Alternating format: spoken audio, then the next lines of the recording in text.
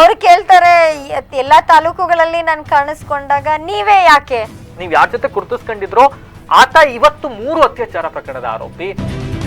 ದೇವರಾಜೇಗೌಡರು ಒಂದು ಇದ್ರಲ್ಲಿ press meet ಕರೆದ್ಬಿಟ್ಟು ಹೇಳ್ತಾರೆ, ಈ ತರ ಒಂದು ವಿಡಿಯೋಗಳಿದಾವೆ, ಈ ತರ ಪೆನ್ ಡ್ರೈವ್ ಇದೆ, ಸರ್ಕಾರ ಆಗ್ಲಿ ಅಥವಾ ಇವತ್ತೇನು ತಕ್ಷಣ SIT ಹೈಯರ್ ಮಾಡಿದ್ರು ಹಂಗೇನೆ ಅವತ್ ಒಂದು ಜಸ್ಟ್ ಎನ್ಕ್ವೈರಿ ಮಾಡಿದ್ರೆ ಅವತ್ ನಿಮ್ ಪಕ್ಷದ ಹೈಕಮಾಂಡ್ ಎಚ್ಚೆತ್ಕೋಬಹುದಾಗಿತ್ತಲ್ಲ, ಅವತ್ ನಿಮ್ ಪಕ್ಷದ ಮುಖಂಡರುಗಳು ಎಚ್ಚೆತ್ಕೋಬಹುದಾಗಿತ್ತಲ್ಲ, ಪಕ್ಷಕ್ಕೆ ಇಷ್ಟು ಮುಜುಗರ ಆಗ್ತಾ ಇರಲಿಲ್ಲ.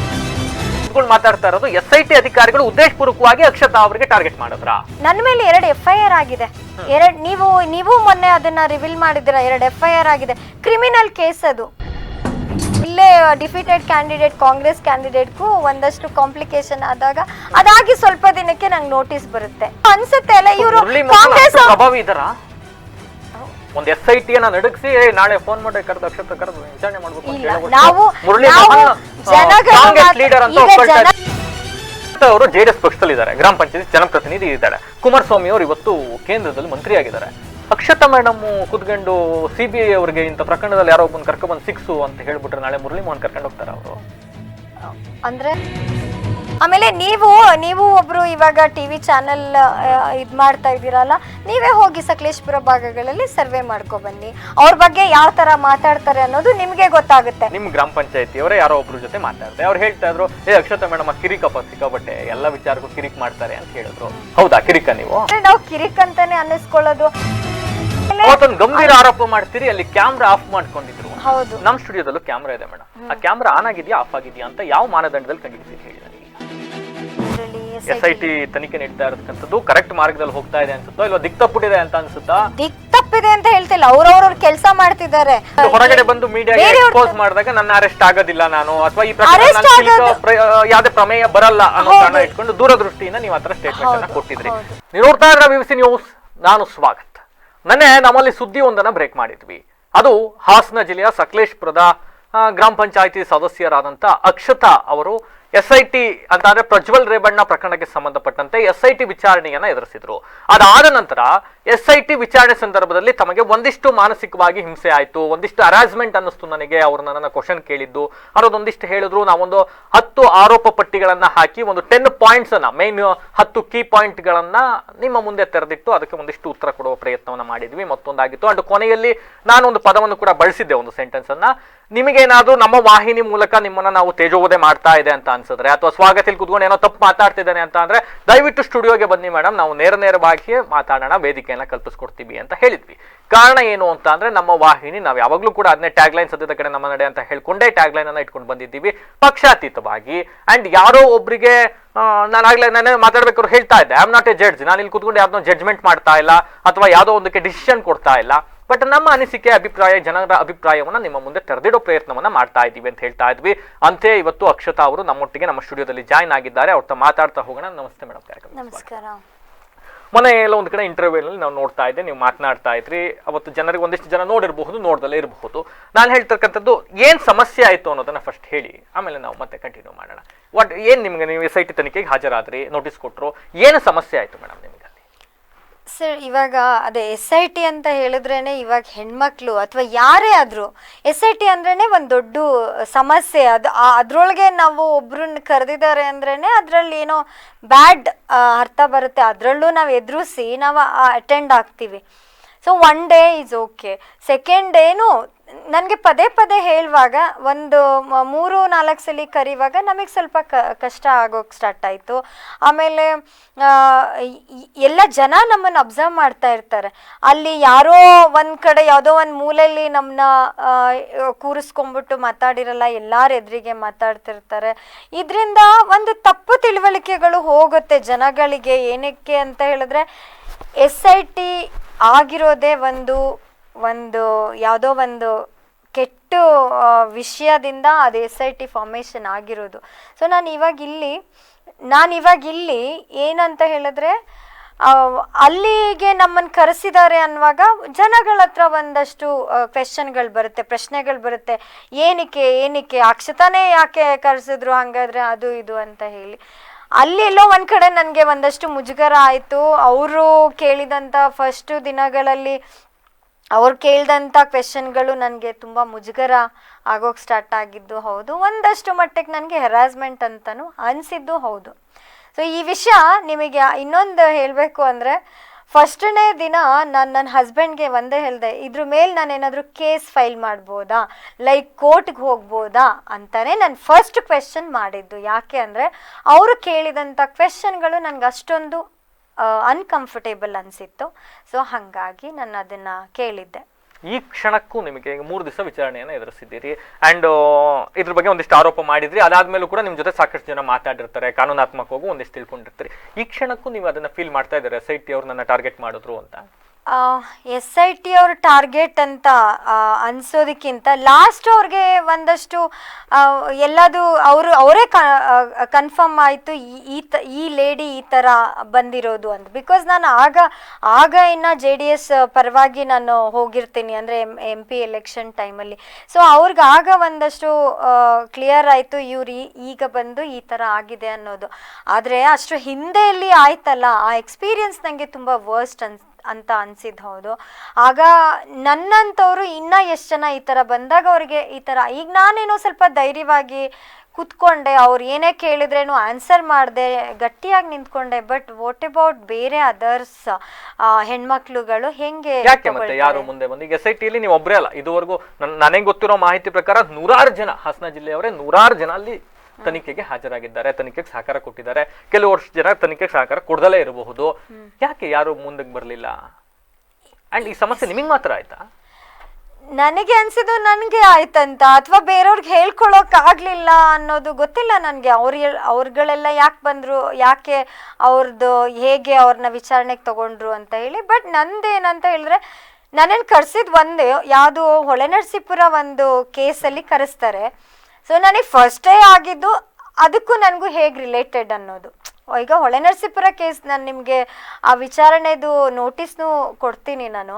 ಸೊ ಆ ಕೇಸ್ಗೂ ನನಗೂ ಏನು ಸಂಬಂಧ ಅನ್ನೋದು ನಂದು ಫಸ್ಟ್ ಕ್ವೆಶನ್. ಆ್ಯಂಡ್ ಈವನ್ ನಾನು ಅದು ಹೋಗೋಕ್ಕೂ ಮುಂಚೆನೂ ಅವ್ರನ್ನ ಕೇಳಿದೆ. ಅವ್ರು ಹೇಳಿದರು, ಇಲ್ಲ ನೀವು ಈ ಆರೋಪಿಗೆ ಹೇಗೆ ರಿಲೇಟೆಡ್ ಅಂತ ತಿಳ್ಕೊಳ್ಳೋಕ್ಕಷ್ಟೇ ಅಂತ ಹೇಳಿದ್ರು. ಸೊ ಆಯ್ತಪ್ಪ, ನಾನು ಆಯಿತು ಅದಕ್ಕೇನೋ ಹೇಳ್ಬೋದು ಅಂದ್ಬಿಟ್ಟು ನಾನು ಅಲ್ಲಿಗೆ ಹೋಗಿದ್ದು ಹೌದು. ಆರೋಪಿ ಹೇಗೆ ನನಗೆ ರಿಲೇಟೆಡ್ ಅಂತ ಹೇಳಿದ್ರೆ, ಎಲೆಕ್ಷನ್ ಟೈಮ್, ಆಮೇಲೆ ನಾನು ಎಲ್ಲ ತಾಲೂಕುಗಳಲ್ಲೂ ಗುರ್ತಿಸ್ಕೊಂಡಿದ್ದವಳು ಹೌದು. ಹಾಗಾಗಿ ಅವ್ರ ಎಲ್ಲ ಕಾರ್ಯಕ್ರಮಗಳಿಗೂ ನಾನು ಅಟೆಂಡ್ ಆಗಿದ್ದೀನಿ. ಆಮೇಲೆ ಕೆಲವೊಂದು ಲೀಡರ್ಸ್ಗಳು, ಗೆಸ್ಟ್ ಲೀಡರ್ಸ್ಗಳು ಬಂದಾಗ ಆ ಕಾರ್ಯಕ್ರಮಗಳಲ್ಲೂ ನಾನು ಇದ್ದೆ. ಅದ್ರ ಜೊತೆಗೆ ಈ ಏನು ರೂಟ್ ಮ್ಯಾಪ್ ಇತ್ತು ಅವ್ರದ್ದು, ಆಗ ಕಮ್ಯುನಿಕೇಟ್ ಮಾಡಬೇಕಿತ್ತು ನಾನು ಅವ್ರ ಸುತ್ತಮುತ್ತ ಅವ್ರನ್ನ ನೆಕ್ಸ್ಟ್ ಪ್ರೋಗ್ರಾಮ್ ಏನು, ಅಥವಾ ಎಲ್ಲ ಪ್ರೋಗ್ರಾಮ್ ಕಂಟಿನ್ಯೂಸ್ ಆಗಿ ರೂಟ್ ಮ್ಯಾಪ್ ಥರನೇ ಆಗಿರ್ತಿರ್ಲಿಲ್ಲ. ಕೆಲವೊಂದ್ಸಲಿ ಏನಾಗ್ತಾ ಇತ್ತು ಅಂತ ಹೇಳಿದ್ರೆ ಚೇಂಜಸ್ ಆಗಿರೋದು. ಆಗ ನಾನು ಮಾತಾಡಿರೋದು ಹೌದು. ಇಲ್ಲಿ ಏನು ಅಂತ ಹೇಳಿದ್ರೆ CDR ತೆಗೆಸ್ದಾಗ ನನ್ನ ಕಾಲ್ ಇದೆ ಅನ್ನೋದು ಒಂದು. ಎರಡನೇದು ಬಂದು ಸೋಷಿಯಲ್ ಮೀಡಿಯಾದಲ್ಲಿ, ನಾನು ಸೋಷಿಯಲ್ ಮೀಡಿಯಾದಲ್ಲಿ ಎಲ್ಲ ಇದರಲ್ಲೂ ಅವ್ರ ಜೊತೆ ಫೋಟೋ ಇರೋದು ಅಂತ ಹೇಳಿ. ಸೊ ಇದರಲ್ಲಿ ನನ್ನನ್ನು ಒಂದಷ್ಟು ಅವರು ಕ್ವೆಶನ್ ಮಾಡಿದ್ರು, ನಾನು ಅದಕ್ಕೆ ಆನ್ಸರ್ ಮಾಡಿದೆ. ಸಿಗ್ತಾ ಈಗ ಕೊನೆಗೆ ಯಾಕೆ ನಿಮ್ಮನ್ನ ಪ್ರಕರಣದಲ್ಲಿ ಯಾಕೆ ಕರೆದ್ರು ಅನ್ನೋದಕ್ಕೆ ಏನಾದ್ರು ಒಂದು ಕ್ಲಾರಿಟಿ ಸಿಗ್ತಾ? ಕೊನೆಗೆ ಕ್ಲಾರಿಟಿ ಇದೆ ಇದಕ್ಕೆ ಅನ್ನೋದನ್ನ ಅವ್ರು ಹೇಳಿದ್ದು. ಬಟ್ ಅವ್ರು ಅಷ್ಟೊಂದು ಬಿಟ್ಟು ಬೇರೆದೆಲ್ಲ ಕೇಳಿದ್ರು. ಒಂದು ಫಸ್ಟ್ ಡೇಗಳಲ್ಲಿ ಅವ್ರು ಕೇಳುವಾಗ ನನಗೆ ತುಂಬಾ ಅನ್ಕಂಫರ್ಟೇಬಲ್ ಆಗಿದ್ದು. ಅವ್ರು ಕೇಳ್ತಾರೆ, ಎಲ್ಲಾ ತಾಲೂಕುಗಳಲ್ಲಿ ನಾನು ಕಾಣಿಸ್ಕೊಂಡಾಗ ನೀವೇ ಯಾಕೆ, ನಿಮ್ಮನ್ನೇ ಯಾಕೆ ಕರೆಸ್ಕೊಂಡ್ರು, ನೀವೇ ಯಾಕೆ ಅಲ್ಲಿಗೆ ಹೋಗ್ಬೇಕಿತ್ತು, ಇದೆಲ್ಲ ಕೇಳುವಾಗ ಈಗ ನಾನು ಏನಂತ ಆನ್ಸರ್ ಮಾಡ್ಬೋದು? ಈಗ ಗುರ್ತಿಸ್ಕೊಂಡಿದ್ದೀನಿ ಅಂದ್ರೆ ಅವ್ರು ಕೇಳ್ತಾರೆ, ನಿಮ್ಮ ಬ್ಯಾಕ್ಗ್ರೌಂಡ್ ಏನು, ಮುಂಚೆ ಏನು ಮಾಡ್ತಿದ್ರಿ, ನೀವು ಯಾವಾಗ ಪಾಲಿಟಿಕ್ಸಿಗೆ ಬಂದ್ರಿ? ಸೊ ನಾನು ಹೇಳ್ತೇನೆ 3 years ಆಯಿತು, ನಾನು 3.5 years ಆಯಿತು ನಾನು ಮೆಂಬರ್ ಆಫ್ ಪಂಚಾಯತ್ ಆಗಿ. ನೀವು ಹೆಂಗೆ ಅಷ್ಟು ಬೇಗ ಅಷ್ಟೊಂದು ಜನಗಳಿಗೆ ಗುರ್ತಿಸ್ಕೊತೀರಾ? ಇದು ನನಗೆ ಆನ್ಸರ್ ಮಾಡೋಕ್ಕಾಗ್ದಲೇ ಇರುವಂಥದ್ದು. ಅದು ನಾನು ಮಾಡಿರುವಂಥ ಹೋರಾಟಗಳು ಅಥವಾ ನನ್ನ ಕಾರ್ಯಕ್ರಮಗಳು, ಅಥವಾ ಜನಗಳ ಹತ್ರ ನಾನು ಹೇಗೆ ಹೋಗಿದ್ದೀನಿ ಅದ್ರ ಮೇಲೆ ನಾನು ಜನಗಳು ನನ್ನನ್ನು ಗುರ್ತಿಸ್ಕೊಳ್ಳೋ ಹಂಗೆ ಮಾಡ್ಕೊಂಡಿದ್ದೀನಿ ಅಷ್ಟೇ. ಅದರಲ್ಲಿ ಇನ್ಯಾವ ಥರ, ಅದು ಬಿಟ್ಟು ಇನ್ಯಾವ ಥರ ಹೇಳ್ಬೋದು? ಅದನ್ನೇ ಪದೇ ಪದೇ ಕೇಳುವಾಗ ನಮಗೆ ಏನು ಹೇಳಬೇಕು ಅನ್ನೋದು ನಮಗೆ ಗೊತ್ತಾಗ್ತಿರ್ಲಿಲ್ಲ ಅಷ್ಟೇ. ಈಗ ಹೇಳಿದ್ರಲ್ಲ ಹಂಗೆ ಅವ್ರಿಗೂ ಕೂಡ ಹೇಳಿದಾಗ ಅವ್ರು ಕನ್ವೆ ಆಗ್ತಿರ್ಲಿಲ್ಲ ಅವರು. ಅದ್ ಹೆಂಗಾಗತ್ತೆ? ಪಾಲಿಟಿಕ್ಸ್ದು ನಿಮ್ಗೆ ಯಾವುದೇ ಟಚ್ ಇಲ್ದಲ್ಲೇ ನೀವು 3 ವರ್ಷದಲ್ಲಿ ಹೆಂಗಾಗ್ದ್ರಿ? 3 ವರ್ಷದಲ್ಲಿ ನೀವು ಹೇಗೆ ಅಂದ್ರೆ ಅವ್ರು ಅಂತಂದ್ರೆ ನಿಮ್ಮಿಂದ ಏನ್ ಉತ್ತರ ಪಡೆಯೋಕೆ ಪ್ರಯತ್ನ ಪಡ್ತಾ ಇರಬಹುದು ಅಂದ್ರೆ ಅದಕ್ಕೆ ಪ್ರಜ್ವಲ್ ರೇವಣ್ಣ ಅವರ ಸಹಕಾರ ಕೊಟ್ರ ಅಂತಕ್ಕಂಥ ಉತ್ತರವನ್ನ ನಿಮ್ಮಿಂದ ಪಡೆಯೋ ಪ್ರಯತ್ನವನ್ನ ಪಟ್ಟಿರ್ತಾರೆ. ಹೌದಲ್ವಾ? ಅಂಡ್ ನೀವು ಹೊಳೆನರಸೀಪುರದ ವಿಷಯಕ್ಕೆ ನಾನು ಹೆಂಗ್ ರಿಲೇಟ್ ಆದ್ರೆ ನಾನು ಯಾಕೆ ಕರೆದ್ರಿ ಅಂತಕ್ಕಂಥದ್ದು ನಿಮ್ಮ ಪ್ರಶ್ನೆ. ನೀವೇ ಹೇಳಿದ್ರಿ ಅತಿ ಹೆಚ್ಚು ಫೋನ್ ಸಂಪರ್ಕದಲ್ಲಿ ಇದ್ರಿ ಅಂತ. ಸಂತ್ರಸ್ತೆ ಯಾರೋ ಒಬ್ರನ್ನ ಕರ್ಕೊಂಡ್ಬಂದು ವಿಚಾರಣೆ ಮಾಡ್ಬೇಕಾದ್ರೆ ಸಂತ್ರಸ್ತೆ ಹೇಳಿರ್ತಾರೆ ಪ್ರಜ್ವಲ್ ರೇವಣ್ಣನ ಆಟಿಟ್ಯೂಡ್ ಹಿಂಗಿರುತ್ತೆ, ಪ್ರಜ್ವಲ್ ರೇವಣ್ಣನ ಡೇ ರೊಟೀನ್ ಹಿಂಗಿರುತ್ತೆ, ಪ್ರಜ್ವಲ್ ರೇವಣ್ಣ ಹಿಂಗ್ ಮಾಡ್ತಾನೆ ಹಂಗ್ ಮಾಡ್ತಾರೆ ಮತ್ತೊಂದು ಇನ್ನೊಂದು ಅಂತ ಹೇಳಿರ್ತಾರೆ. ಸೊ ನೀವು ಹತ್ತಿರದಿಂದ ನೋಡಿರ್ತೀರಿ, ಪ್ರತಿ ದಿವಸ ಕಾರ್ಯಕ್ರಮಗಳಲ್ಲಿ ಅಟೆಂಡ್ ಆಗಿರ್ತೀರಿ. ಸೊ ನೀವು ಪ್ರಾಥಮಿಕ ಸಂಪರ್ಕದಲ್ಲಿ ಇರೋದ್ರಿಂದ ಅವನ ಆಟಿಟ್ಯೂಡ್ ಹೆಂಗಿತ್ತು ಅಂತ ನಿಮ್ಮಿಂದ ಕೇಳಿದಾಗ ಅದು ಸಂತ್ರಸ್ತೆ ಹೇಳಿರೋದಕ್ಕೆ ಮ್ಯಾಚ್ ಆದ್ರೆ ಹೌದಪ್ಪ ಸಂತ್ರಸ್ತೆ ಹೇಳಿರೋದು ನಿಜ ಅಂತಕ್ಕಂಥ ಕ್ರಾಸ್ ವೆರಿಫಿಕೇಶನ್ ಮಾಡಿರಬಹುದಲ್ವಾ? ಕರೆಕ್ಟ್. ನಾನು ಅದನ್ನ ತಪ್ಪು ಅಂತಾನು ಹೇಳ್ತಾ ಇಲ್ಲ, ಆದ್ರೆ ಅವ್ರು ತಿಳ್ಕೊಬೇಕು. ಹೌದು, ಬಟ್ ಈಗ ನಾನು ಇಲ್ಲಿ ಈ ಸ್ಟುಡಿಯೋದಲ್ಲಿ ಕೂತ್ಕೊಂಡಿದ್ದೀನಿ. ಈ ಸ್ಟುಡಿಯೋದಲ್ಲಿ ಕ್ಯಾಮ್ರಾಮ್ಯಾನ್ ಏನ್ ಡ್ರೆಸ್ ಹಾಕೊಂಡಿರ್ತಾನೆ ಅಥವಾ ನಿರೂಪಕ ಯಾವ ಡ್ರೆಸ್ ಹಾಕೊಂಡಿರ್ತಾನೆ ಅನ್ನೋದನ್ನ ನಾನು ಇಲ್ಲಿಂದ ಹೋದ್ಮೇಲೆ ನನಗೆ ಅದ್ ನೆನಪಿರಲ್ಲ. ನನ್ ಕೆಲ್ಸ ಏನ್ ಬಂದಿದ್ದೀನಿ ನಾನು ಅದ್ ಮಾತ್ರ ನಾನು ಮಾಡ್ಬೋದು. ಅದಕ್ಕೆ ಪದೇ ಪದೇ ಕೇಳ್ತಾ ಇದ್ರ ಅಂತ ನೀವು ನೆನಪು ಮಾಡ್ಕೊಳ್ಳಿ ಅನ್ನೋ ಕಾರಣಕ್ಕೆ ಪದೇ ಪದೇ ಕೇಳ್ತಾ ಇದ್ರೇನೋ, ಇಷ್ಟೊಂದು ಪ್ರೆಷರ್ ಆಗ್ತಾ ಇದ್ರಲ್ಲ ತಡಿ ನೆನಪು ಮಾಡ್ಕೊಂಡು ಹೇಳ್ಬಿಡೋಣ ಅಂತ ಅಕ್ಷತಾ ಅವ್ರು ಹೇಳ್ಬೋದು ಅನ್ನೋದು ಅವರ ಇವಾಗಿನ ಜೀವನದ ಜಂಜಾಟದಲ್ಲಿ ನಮ್ಮ ಜೀವನದ ಹಿಂದೆ ನೆನ್ನೆ ಏನ್ ಮಾಡಿದೀವಿ ಅನ್ನೋದೇ ನಮ್ಗೆ ಗೊತ್ತಿರಲ್ಲ. ಅಂಥದ್ರಲ್ಲಿ ನಾವ್ ಹೇಗೆ ಅದನ್ನ ಬೇರೆಯವ್ರದ್ದು ಲೈಫ್ನ ನಾವು ತಿಳ್ಕೊತೀವಿ. ಈಗ ಅವ್ರದ್ದು ಏನ್ ಹೇಳ್ತಾರೆ, ಹೌದು ನೀವು ಹೇಳಿದ್ ಕರೆಕ್ಟ್, ಅದನ್ನ ತಿಳ್ಕೊಳಕ್ಕೆ ಅಂತ ಒಳ್ಳೇದೇ ಅದು. ಬಟ್ ನಾನು ಹೋಗಿರೋದು ಕಾರ್ಯಕ್ರಮಗಳಿಗೆ, ನನಗೆ ಆ ಕಾರ್ಯಕ್ರಮದಲ್ಲಿ ವಿಸಿಟ್ ಮಾಡೋದಷ್ಟೇ. ಅಲ್ಲಿ ನಂದು ಒಂದು ಏನಂತ ಹೇಳಿ, ನಾನು ರಾಜಕೀಯದಲ್ಲಿ ಬರಬೇಕು ಅಂತ ಇರೋಳು ಹೆಣ್ಮಗಳು ಇದ್ದೀನಿ ನಾನು. ಆಮೇಲೆ ಇಷ್ಟು ದಿನಗಳಲ್ಲಿ ಇಂಡಿಪೆಂಡೆಂಟ್ ಆಗಿರೋಳು.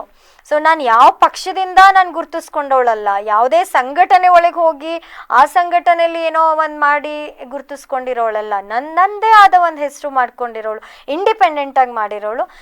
ಈಗ ಅದು ಜನರುಗಳಿಗೆ ಗೊತ್ತು ಅಂದ್ಬಿಟ್ಟೆ ನನ್ನನ್ನು ಈ ಪಕ್ಷದವ್ರು ಕರೀತಾರೆ, ಬನ್ನಿ ಮೇಡಮ್ ನಮ್ಮ ಜೊತೆ ಎಲೆಕ್ಷನ್ ಟೈಮಲ್ಲಿ ನಮ್ಮ ಜೊತೆ ಇರಿ ಅಂತ ಕರೀತಾರೆ. ಸೊ ಹೀಗ್ ನಾನು ಹೋಗಿರ್ತೇನೆ ಬಿಟ್ರೆ ಅಲ್ಲಿ ನನ್ಗೆ ಅದೇ ಹೇಳಿದ್ದು. ಈಗ ಅದನ್ನ ಹೇಳ್ತಾ ಇದ್ದೆ ಮೇಡಮ್, ನಾನು ಹೇಳ್ಬೇಕಾದ್ರೆ ನಿಮ್ಮನ್ನ ನೀವು ಪಕ್ಷದಲ್ಲಿ ತುಂಬಾ ಚೆನ್ನಾಗಿ ಗುರುತಿಸ್ಕೊಂಡಿದ್ದೀರಿ ಅಂತನೋ, ಅಥವಾ ನೀವು JDS ಪಕ್ಷದಲ್ಲೇ ಗುರುತಿಸ್ಕೊಂಡಿದ್ದೀರಿ ಅಂತನೋ, ಅಥವಾ ನೀವು ಪ್ರಜ್ವಲ್ ರೇವಣ್ಣ ಅವರು ಸಂಸದರಾಗಿದ್ರು ಸಂಸದರ ಜೊತೆ ಗುರುತಿಸ್ಕೊಂಡಿದ್ರಿ ಅಂತನೋ, ಇನ್ನೊಂದು ಕಾರಣ ಕರೆದಿಲ್ಲ. ನೀವ್ ಯಾರ ಜೊತೆ ಗುರುತಿಸ್ಕೊಂಡಿದ್ರೋ ಆತ ಇವತ್ತು 3 ಅತ್ಯಾಚಾರ ಪ್ರಕರಣದ ಆರೋಪಿ, 1 ಲೈಂಗಿಕ ದೌರ್ಜನ್ಯ ಪ್ರಕರಣದ ಆರೋಪಿ. ಆ ಕಾರಣಕ್ಕೆ ನಿಮ್ಮನ್ನ ಕರೆದಿದ್ದಾರೆ ಅಲ್ವಾ? ಹೌದು. ವೈ ಯು ಥಿಂಕ್ ನಿಮ್ಮನ್ನ ಟಾರ್ಗೆಟ್ ಮಾಡ್ತಿರೋದು ಎಲ್ಲಿಂದ ಬಂತು? ಇಲ್ಲಿ ಟಾರ್ಗೆಟ್ ಅಂದ್ರೆ ನೋಡಿ, ಫಸ್ಟ್ ಡೇ ಅವ್ರು ಕೇಳೋ ಅಂತ ಪ್ರಶ್ನೆಗಳು ನನ್ಗೆ ಹಂಗ ಅನ್ಸಿದ್. ಹೌದು. ಆಮೇಲೆ ನೀವ್ ಇನ್ನೂ ಒಂದು ಅಬ್ಸರ್ವ್ ಮಾಡ್ಬೇಕು, ಟಾರ್ಗೆಟ್ ಅಂತ ಹೇಳಿದ್ರೆ ಈಗ ಸೋಷಿಯಲ್ ಮೀಡಿಯಾಗಳಲ್ಲಿ ಕೆಲವು ವ್ಯಕ್ತಿಗಳು ಹಾಕ್ತಾ ಇದ್ರು ಏನಂತ, ಪೆನ್ ಡ್ರೈವ್ ಇವತ್ತು ಆರೋಪಿದು ಆರೋಪಿ ಹೆಸರು ಹಾಕ್ಬಿಟ್ಟು ಆ ಆರೋಪಿ ಅವ್ರದ್ದು ವಿಡಿಯೋಗಳು ರಿಲೀಸ್ ಆಗುತ್ತೆ ಇವತ್ತಿಷ್ಟೊಂದು. ಅಂಥವ್ರನ್ನ ಅವರು ಫಸ್ಟ್ ಅರೆಸ್ಟ್ ಮಾಡಲೇ ಇಲ್ಲ, ಅವ್ರನ್ನ ಎನ್ಕ್ವೈರಿ ಕರೀಲೇ ಇಲ್ಲ. ಫಸ್ಟು ಮಾಡಿದ್ದು ಏನಂತ ಮಾಡಿದ್ರು, ಫಸ್ಟು ರೇವಣ್ಣ ಸರ್ದಾಯ್ತು, ನೆಕ್ಸ್ಟು ಪ್ರಜ್ವಲ್ ರೇವಣ್ಣ, ಅಫ್ಕೋರ್ಸ್ ಅವ್ರ ಮೇಲೆ ಕೇಸ್ ಆಯಿತು, ಅವ್ರನ್ನ ಮಾಡಿದ್ರು, ಅದೇನು ಇದಾಗಲ್ಲ. ಬಟ್ ಈಗ ಏನು ಆರೋಪಿ ಮೇಲೆ ಕೇಸ್ಗಳಿದೆ, ಅದು ಎಷ್ಟು ಅತ್ಯಾಚಾರ ಅಥವಾ ಇನ್ನೊಂದು ಮಾಡಿದ್ದಾರೆ ಅದನ್ನ ಆಚೆ ತೋರಿಸಿದ್ದಾರೆ. ನಮ್ಮ ವಾಹಿನಿಯಲ್ಲಿ ನಾನು ಕೂಡ ಬಲವಾಗಿ ಅವತ್ತಿಂದಲೂ ಅದನ್ನ ಹೇಳ್ತಾ ಇರ್ತಕ್ಕಂಥದ್ದು, ಯಾರು ಈ ವಿಡಿಯೋಗಳನ್ನ ಸೃಷ್ಟಿ ಮಾಡ್ದ ಅವಂದೆಷ್ಟು ತಪ್ಪಿದ್ಯೋ ಅದನ್ನ ಹೊರಗಡೆ ಯಾರು ತಂದ ಅವಂದು ಕೂಡ ಅಷ್ಟೇ ತಪ್ಪಿದೆ. ಸೊ ಇಬ್ಬರನ್ನು ಕೂಡ ಒಂದೇ ಸಮತೋಲನದಲ್ಲಿ ಇಟ್ಕೊಂಡು ನೀವು ವಿಚಾರಣೆಯನ್ನ ನಡೆಸಬೇಕು, ಅವ್ರ ವಿರುದ್ಧ ಕ್ರಮ ಆಗಬೇಕು.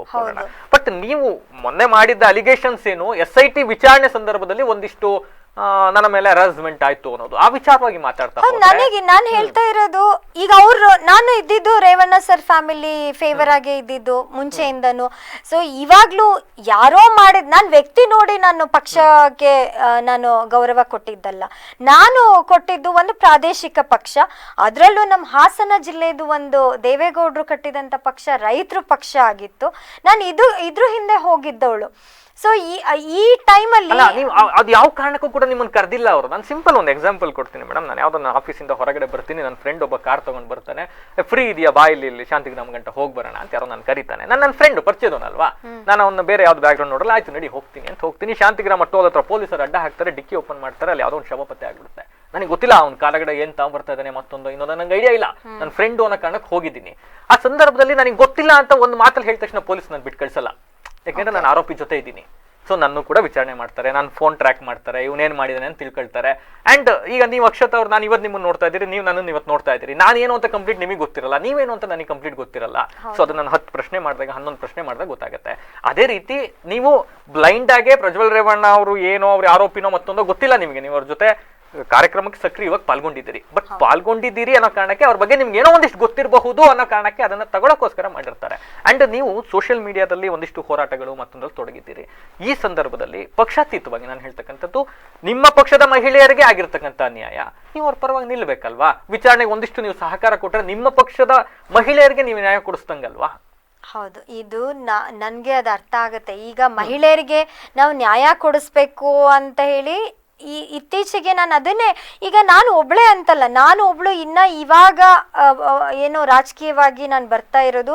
ಇನ್ನೂ ನಿಮಗೆ ನೀವು ನಂಬ್ತಿರೋ ಇಲ್ವೋ, ನನಗೆ ಇನ್ನೂ ಒಂದು ಪಕ್ಷ ಕರೆಕ್ಟಾಗಿ ಕೈ ಹಿಡಿಯೋ ಥರ ಆಗ್ತಾ ಇಲ್ಲ. ಯಾಕೆಂತ ಹೇಳಿದ್ರೆ ನಾನು ನಂದೇ ಆದ ದಾರಿ, ನಂದೇ ಆದ ಒಂದು ವೇ ಆಫ್ ಥಿಂಕಿಂಗಲ್ಲಿ ನಾನು ರಾಜಕೀಯದಲ್ಲಿ ಮಾಡ್ತಾ ಇರೋಳು.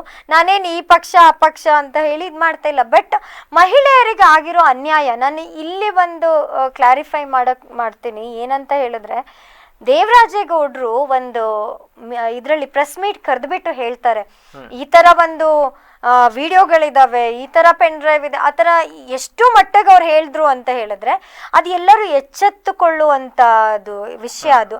ಆಮೇಲೆ ಅದೇ ಏನ್ ಆರೋಪ ಇದ್ದಾರೆ, ಅವ್ರ ಡ್ರೈವರ್ ಒಬ್ರು ಒಂದ್ ಟಿವಿಗೆ ಅವರು ಇಂಟರ್ವ್ಯೂ ಕೊಡ್ತಾರೆ. ಅದ್ರಲ್ಲಿ ಹೇಳ್ತಾರೆ ಏನಂತ ಹೇಳಿದ್ರೆ, ನನ್ನ ಹತ್ರನೇ ಆ ಫೋನ್ ತಗೊಂಡಿದ್ದೆ, ನಾನೇ ಎಲ್ಲ ಕಾಪಿ ಮಾಡ್ಕೊಂಡಿದ್ದೆ ಅಂತ ಹೇಳ್ತಾರೆ.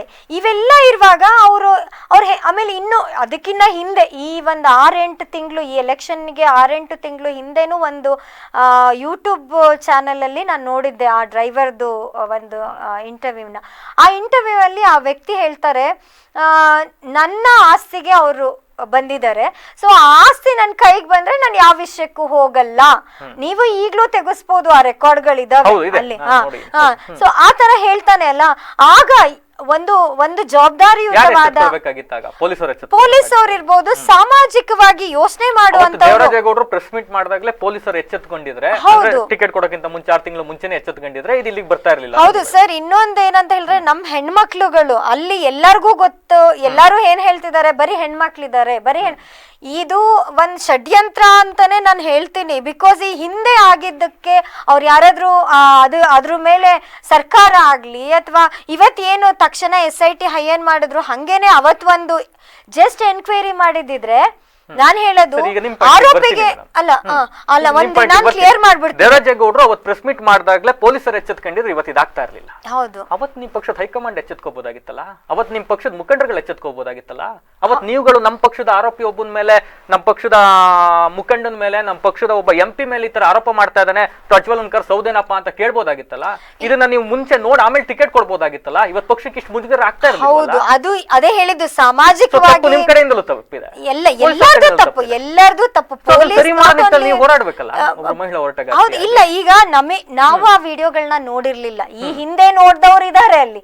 ಸೊ ಆಮೇಲೆ ಈಗ ನಾನೊಬ್ಳು ಸಾಮಾನ್ಯವಾಗಿ ಒಂದು ಮೆಂಬರ್ ಆಫ್ ಪಂಚಾಯತ್ ನಾನು, ಆದ್ರೆ ಎಲ್ಲ ಜನಗಳಲ್ಲಿ ಗುರುತಿಸ್ಕೊಂಡಿದ್ದವಳು ಅನ್ನೋದ್ ಬಿಟ್ರೆ, ನಮಗೆ ಅದಕ್ಕಿಂತ ಒಳಗಡೆ ಹೋಗಿ ಯಾರೋ ಒಬ್ಬ ವಿಡಿಯೋ ತೋರಿಸಿ ನನ್ಗೆ ಈ ತರ ಇದೇ ಪರಿಸ್ಥಿತಿ ಅಂತ ಹೇಳಿದ್ರೆ ನಾನು ಎಚ್ಚೆತ್ಕೊಳ್ತಾ ಇದ್ದೆ. ನಾನು ಇವತ್ತು ನಿಮ್ಮ ಪಕ್ಷದವ್ರು ಯಾಕೆ ನಾನು ಜನರಲ್ ಆಗಿ ಮಾತಾಡ್ತಾ ಇದ್ದೀನಿ, ನಿಮ್ಮ ಪಕ್ಷದವ್ರು ಏನ್ ಮಾಡ್ತಾರೆ ಇವತ್ತು, ದೇವರಾಜೇಗೌಡ ಪ್ರೆಸ್ ಮೀಟ್ ಮಾಡಿದಾಗಲೇ ಎಚ್ಚೆತ್ಕೊಬೇಕಾಗಿತ್ತು ಪೊಲೀಸರು ಅಂತ ಹೇಳ್ತಿರಲ್ಲ, ನಿಮ್ ಪಕ್ಷದವ್ರು ಯಾಕೆ ಎಚ್ಚೆತ್ಕೊಳ್ಳಿಲ್ಲ ಅವತ್ತು?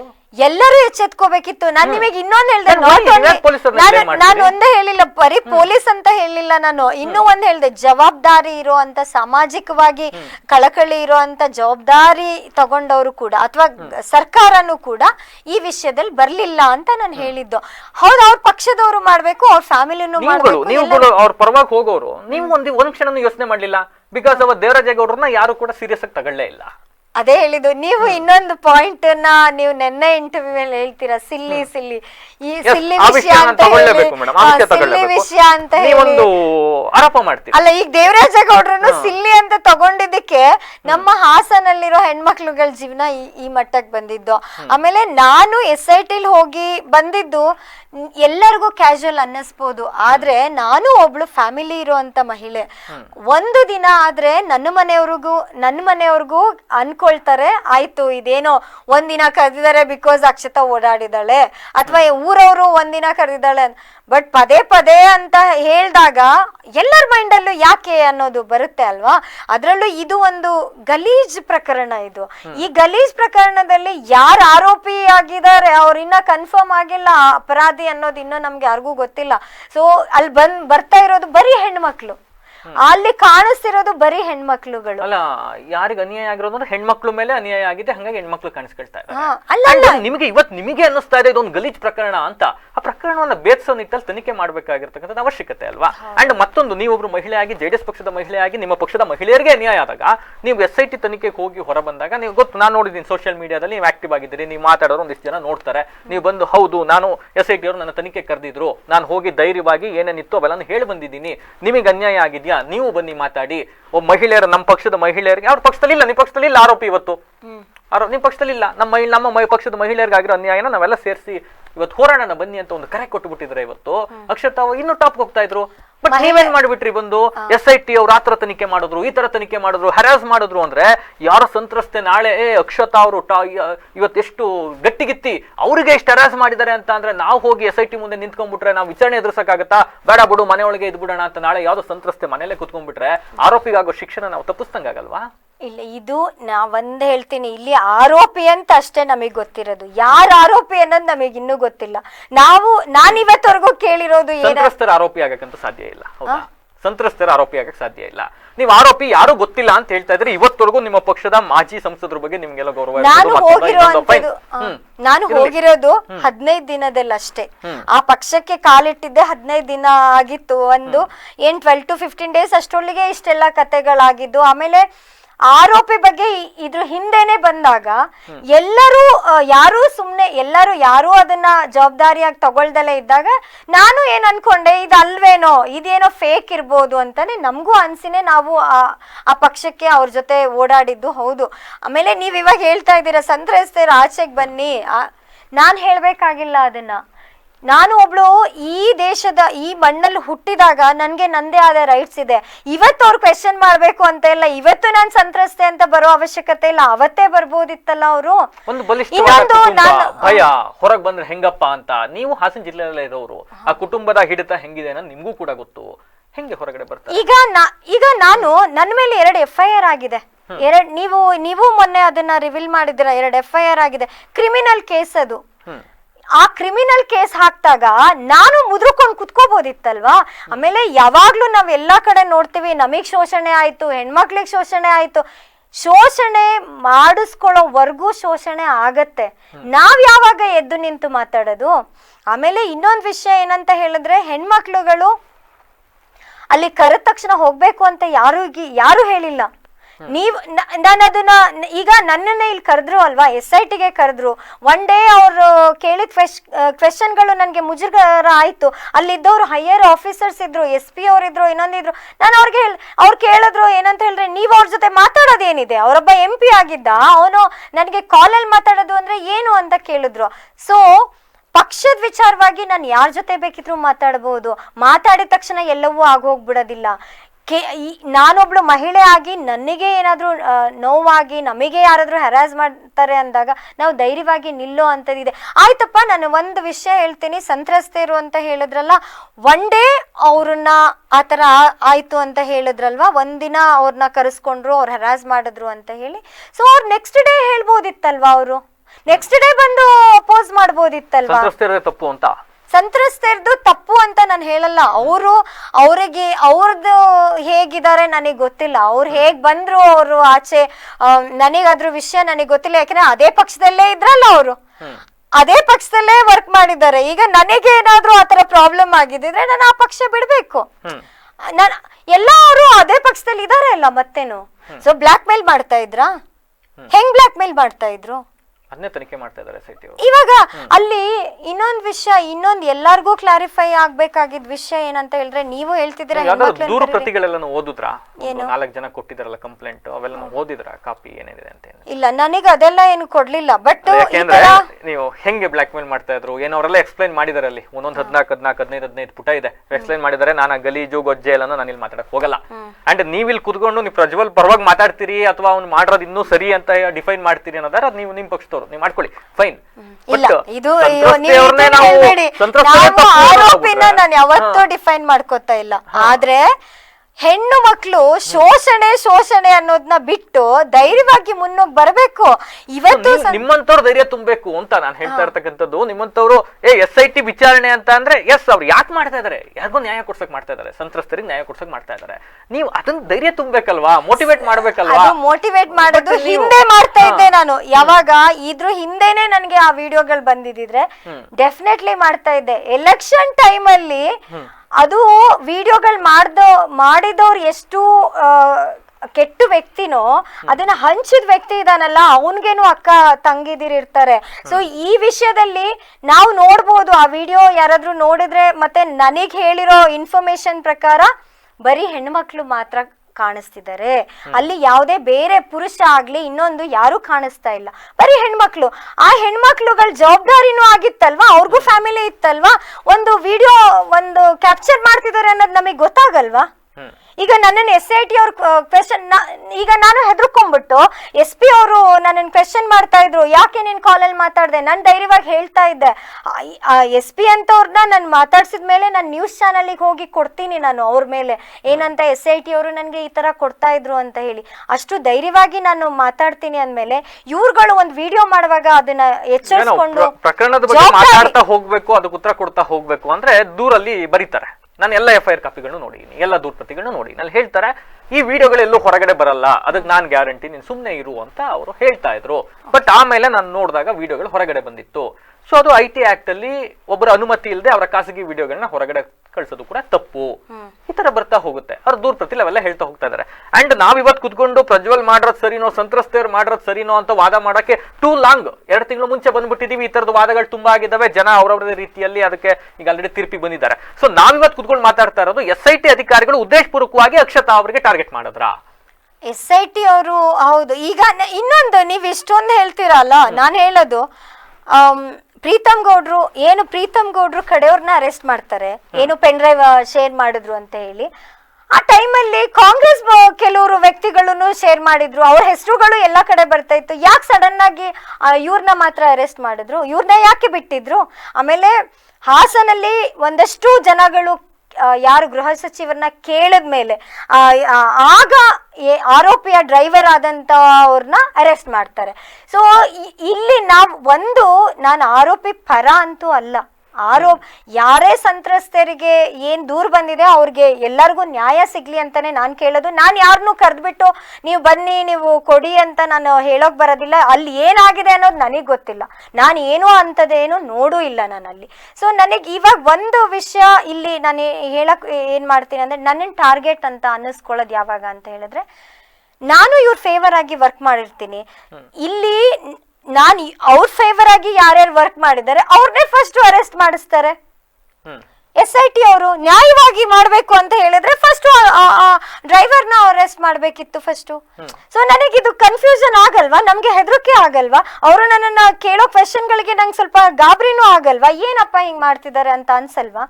ತಕ್ಷಣ ನಾನು ಏನ್ ಮಾಡಿದೆ, ನಾನು ಅದು ಆದ ತಕ್ಷಣನೇ ನಾನು ಒಂದು ವಿಡಿಯೋನ ಮಾಡಿ ರೆಡಿ ಮಾಡಿ ಕಳ್ಸಿದ್ ಹೌದು. ಯಾಕೆಂದ್ರೆ ನನ್ನ ಮುಂದಿನ ಸೇಫ್ಟಿಗೆ ಈ ಕ್ರಿಮಿನಲ್ ಕೇಸು ನನ್ನ ಮೇಲೆ 2 ಕೇಸ್ ಹಾಕ್ತಾರೆ. ಅದರಲ್ಲಿ ಒಂದು ಹಳೆ ಪ್ರಕರಣದಲ್ಲಿ, ಈ ಪ್ರಕರಣದಲ್ಲಿ ಬೇರೆ ಹಳೆ ಪ್ರಕರಣದಲ್ಲಿ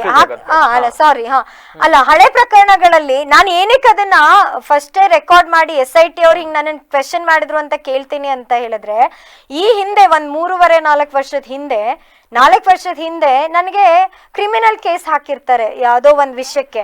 ಅದರಲ್ಲಿ ನಾನು ಒಬ್ನಿಗೆ ಹೊಡೆದು 35,000 ರೂಪಾಯಿ ಕಿತ್ಕೊ ಬಂದಿದ್ದೀನಿ ಅಂತ ಹೇಳಿ. ನೀವು ನೋಡ್ಬೋದು ನನ್ನ ಬ್ಯಾಕ್ ಗ್ರೌಂಡ್ ಏನು ಅಂತ ನೀವು ನೋಡ್ಬೋದು. ಮತ್ತೆ ನಾನು ಇಟ್ಟಿದಂತ ಮೊಬೈಲೇ 1.5 ಲಕ್ಷದ ನಾನು ಫೋನ್ ಇಡ್ತೀನಿ, ನಾವು ಹೋಗಿ 35,000 ತಗೊಳಕ್. ಇದು ಯಾಕೆ ನಿಮಗೆ ಹೇಳ್ತಾ ಇದ್ದೀನಿ ಅಂದ್ರೆ, BK ಸಿಂಗ್ ಅವ್ರದ್ದು ನೇತೃತ್ವದಲ್ಲಿ SIT ಇದೆ ಅಂತ ಹೇಳ್ತಾರಲ್ಲ, ಅವ್ರು ಬಂದು ನನ್ನನ್ನು ಎನ್ಕ್ವೈರಿ ಮಾಡ್ಲಿಲ್ಲ. ಅವರೇ ಬಂದು ಕುತ್ಕೊಂಡು ನನ್ನನ್ನ ಏನಾಯ್ತಮ್ಮ ಅಂತ ಕೇಳಲಿಲ್ಲ. ಇಲ್ಲಿ ಕೇಳಿರೋದು ಅಲ್ಲಿಂದ ಕೆಳಗಡೆ ಇರೋ ಅಂತ ವ್ಯಕ್ತಿಗಳು ನನ್ನನ್ನು ಕೇಳಿದ್ರು. ಅವ್ರು ಕೇಳೋ ಅಂತ ಪ್ರಶ್ನೆಗಳು ನನ್ನನ್ನ ಇಕ್ಕಟ್ಟಿಗೆ ಸಿಕ್ಸೋ ಹಂಗ್ ಮಾಡ್ತಾ ಇತ್ತು. ನನಗೆ ಮೊದಲೇ ಎಕ್ಸ್ಪೀರಿಯನ್ಸ್ ಆಗಿದ್ರಿಂದ ಈ ಒಂದಷ್ಟು ಕೆಳಮಟ್ಟದ ಪೊಲೀಸ್ ಅವ್ರ ಬಿಹೇವಿಯರ್ಗಳನ್ನ ನೋಡುವಾಗ ನನಗಲ್ಲಿ ಇವತ್ತು ಹೇಳ್ತೇನೆ, ಇವತ್ತು ನಾನು ಕೇಸ್ ಬಗ್ಗೆ ಹೋರಾಡ್ತಾ ಇದ್ದೀನಿ. ನನ್ನ ಕ್ರಿಮಿನಲ್ ಕೇಸ್ ಕೋರ್ಟಲ್ಲಿದೆ. ಆ ಕೋರ್ಟ್ಗೆ ಇವತ್ತವರೆಗೂ ಅವ್ನು ಯಾರು ಹಾಕಿದಾನೆಲ್ಲ, ಅವ್ನು ಯಾವ ಅಡ್ರೆಸ್ ಇಲ್ಲ, ಅವ್ನ ಫೋನ್ ನಂಬರ್ಗಳಿಲ್ಲ, ಅವನು ನನಗೆ ಇವತ್ತವರೆಗೂ ಸಿಗ್ತಾ ಇಲ್ಲ. ಅನುಭವಿಸ್ತಾ ಇರೋದು ನಾನು ಒಬ್ಳೆ. ಸೊ ಇವೆಲ್ಲ ಹೆದರಿಕೆ ಇದ್ದಿದ್ರಿಂದ ನಾನು ಇಲ್ಲೊಂದಷ್ಟು ಇನಿಷಿಯೇಟಿವ್ ಆಗಿ ಮುಂಚೆನೆ ನಾನು ಹೆದರ್ಕೊಂಡು ನಾನು ಅದನ್ನ ಮಾಡಿದ್ದು. ಹೌದು, ಇನ್ನೂ ಒಂದು ಹೇಳ್ತೀನಿ, ಲಾಸ್ಟು ದಿನ ಗೊತ್ತಾಗುವಾಗ ಅವ್ರುಗಳು ನನ್ನ ಹತ್ರ ಇಂಟ್ರೋಗೇಷನ್ ಆಗಿ ಎಲ್ಲ ಆಗುವಾಗ ಅಲ್ಲೊಬ್ರು SP ಅವರು ಸುಮನ್ ಪನ್ನೇಕರ್ ಅಂತ ಹೇಳಿ ಅವರು ನನ್ನ ಹತ್ರ ತುಂಬಾ ಚೆನ್ನಾಗಿ ಕೂತ್ಕೊಂಡು ಕೂಲಾಗಿ ಮಾತಾಡಿ ಅವರೇ ಆಮೇಲೆ ನನಗೆ ಧೈರ್ಯ ಬಂದಿದ್ದು. ಹೌದು, ನಾನೇನು ಅವಾಗ ಹೇಳ್ತಾ ಇಲ್ಲ. ಬಟ್ ನನಗೆ ಫಸ್ಟ್ ಇದ್ದಿದ್ದು ಫ್ರಸ್ಟ್ರೇಷನ್ ಏನಂತ ಹೇಳಿದ್ರೆ, ಎಲ್ಲೋ ನನ್ನನ್ನು ಟಾರ್ಗೆಟ್ ಮಾಡಿ ಏನಾದರೂ ಎಲ್ಲೋ ಸಿಗಿಸ್ಬಿಟ್ರೆ. ಬಿಕಾಸ್ ರೇವಣ್ಣ ಸರ್ದು ಕೂಡ ಅದೊಂದು ಮಟ್ಟಿಗೆ ಎಲ್ಲರೂ ಮಾತಾಡೋ ಅಂತ ಮಟ್ಟಿಗಾಯ್ತು. ಅವ್ರನ್ನ ಸಿಗಿಸ್ತಿದ್ದಾರೆ ಮಧ್ಯದಲ್ಲಿ, ಅಲ್ಲಿ ಹೆದರಿಕೆ ಆಗುತ್ತೆ ಸಾಮಾನ್ಯವಾಗಿ. ಆಮೇಲೆ ಈಗ ಪ್ರೀತಮ್ ಗೌಡ್ರು ಅವ್ರಗಳ ಮೇಲೇನು ಕೇಸ್ ಫೈಲ್ ಆಗ್ತವೆ. ಈಗ ಕಾಂಗ್ರೆಸ್ ಅವ್ರದ್ದಾದ್ರೆ ಅವ್ರ ಕಡೆಯಿಂದ ಬಂದಿದ್ ಮುಖಂಡರುಗಳು ಪೆನ್ ಡ್ರೈವ್ ಹಂಚಿದವ್ರ ಬಗ್ಗೆ ಎಲ್ಲೂ ಏನೂ ಲೀಕ್ ಔಟ್ ಆಗಲ್ಲ. ಈಗ ನಾವು ಇದನ್ನ ಈ ತರ ಅರ್ಥ ಮಾಡ್ಕೊಬಹುದಾ? ನೀವು ಹಿಂದೆ ಒಂದಿಷ್ಟು ಎಕ್ಸ್ಪೀರಿಯನ್ಸ್ ಆಗಿತ್ತು, ಪೊಲೀಸ್ ಠಾಣೆಯಲ್ಲಿ ಆಗಿರೋದು ಎಕ್ಸ್ಪೀರಿಯನ್ಸ್ ಆಗಿತ್ತು, ಜೊತೆಗೆ SIT ಅವ್ರು ಕರೆದ್ರು, ಅಂಡ್ ದೊಡ್ಡ ನಿಮ್ಮ ಪಕ್ಷದ ರೇವಣ್ಣ ಅವರು ಇಂಥವ್ರನ್ನೇ ಅರೆಸ್ಟ್ ಮಾಡಿದ್ರಿಂದಾಗಿ ನಿಮ್ಮ ಮೈಂಡ್ ಅಲ್ಲಿ ಒಂದಿಷ್ಟು ಭಯ ಇತ್ತು, ಆತಂಕ ಇತ್ತು. ಅಂಡ್ ಅದ್ರ ಜೊತೆಗೆ ನೀವು ಮೊನ್ನೆ ಇಂಟರ್ವ್ಯೂ ಅಲ್ಲಿ ಕುತ್ಕೊಂಡು ಹೇಳ್ಬೇಕಾದ್ರೆ ನಾನು ನೋಡ್ತಾ ಇದ್ದೆ, ನೀವು ಭವಾನಿ ರೇವಣ್ಣ ಅವ್ರ ಜೊತೆ ಏನ್ ಮಾತಾಡಿದ್ರಿ ಅಂತ ಕೇಳಿದಾಗ ಹೆಂಗ್ ಸರ್ ಹೇಳಕ್ಕಾಗತ್ತೆ, ನಮ್ ಪರ್ಸನಲ್ ಅಂತ ಹೇಳ್ತೀರಿ. ಮತ್ತೊಂದ್ ಕಡೆ ನಾನು ಹೇಳಿಲ್ಲ ಪರ್ಸನಲ್, ಅದು ಪರ್ಸನಲ್ ಇರಬಹುದು ಆಯ್ತಾ. ನಾನೀಗ ನಾನು ನಿಮ್ ಜೊತೆ ಒಂದು ಪದ ಬಳಸಿದ್ರಿ, ನಾವು ಪರ್ಸನಲ್ ಏನೋ ಮಾತಾಡಿರ್ತೀವಿ ಸರ್, ಹೆಂಗೆ ನಾವು ಅದನ್ನ ಹೇಳಕ್ಕಾಗತ್ತೆ ಅಲ್ಲಿ ಅಂತ. ಸೊ ಈ ತರದ್ದು ನೀವು ಹೆಂಗ್ ಹೇಳೋದು ಅಂತ ಹೇಳಕ್ ಹೋಗ್ದಲೇ ಇದ್ದಾಗ ಅವ್ರು ಪದೇ ಪ್ರಶ್ನೆಗಳು ಕೇಳಿರ್ತಾರೆ. ಸೊ ಆ ಆತಂಕದಿಂದ ನೀವು ಅವತ್ತು ಬಂದು ಆತರ ಸ್ಟೇಟ್ಮೆಂಟ್ ಕೊಟ್ರ ಹಾಗಿದ್ರೆ? ಹೌದು, ಆತಂಕದಿಂದನೇ ನನಗೆ ಹೆದರಿಕೆನೂ ಆಗಿದ್ದು. ಹೌದು, ಅವತ್ತಿನ ದಿನಕ್ಕೆ ನಂಗೆ ಹೆದರಿಕೆ ಆಗಿದ್ದು. ಹೌದು, ಸಡನ್ ಆಗಿ ನಾನು ಹೊರಗಡೆ ಬಂದು ಮೀಡಿಯಾ ಎಕ್ಸ್ಪೋಸ್ ಮಾಡಿದಾಗ ನನ್ನ ಅರೆಸ್ಟ್ ಆಗೋದಿಲ್ಲ ನಾನು, ಅಥವಾ ಈ ಯಾವುದೇ ಪ್ರಮೇಯ ಬರಲ್ಲ ಅನ್ನೋ ಕಾರಣ ಇಟ್ಕೊಂಡು ದೂರದೃಷ್ಟಿಯಿಂದ ನೀವು ಆತರ ಸ್ಟೇಟ್ಮೆಂಟ್ ಅನ್ನ ಕೊಟ್ಟಿದ್ರಿ. ಬಟ್ ಅಲ್ಲಿ ನಿಜವಾಗ್ಲೂ ಹರಾಸ್ಮೆಂಟ್ ಆಗ್ಲಿಲ್ವಾ?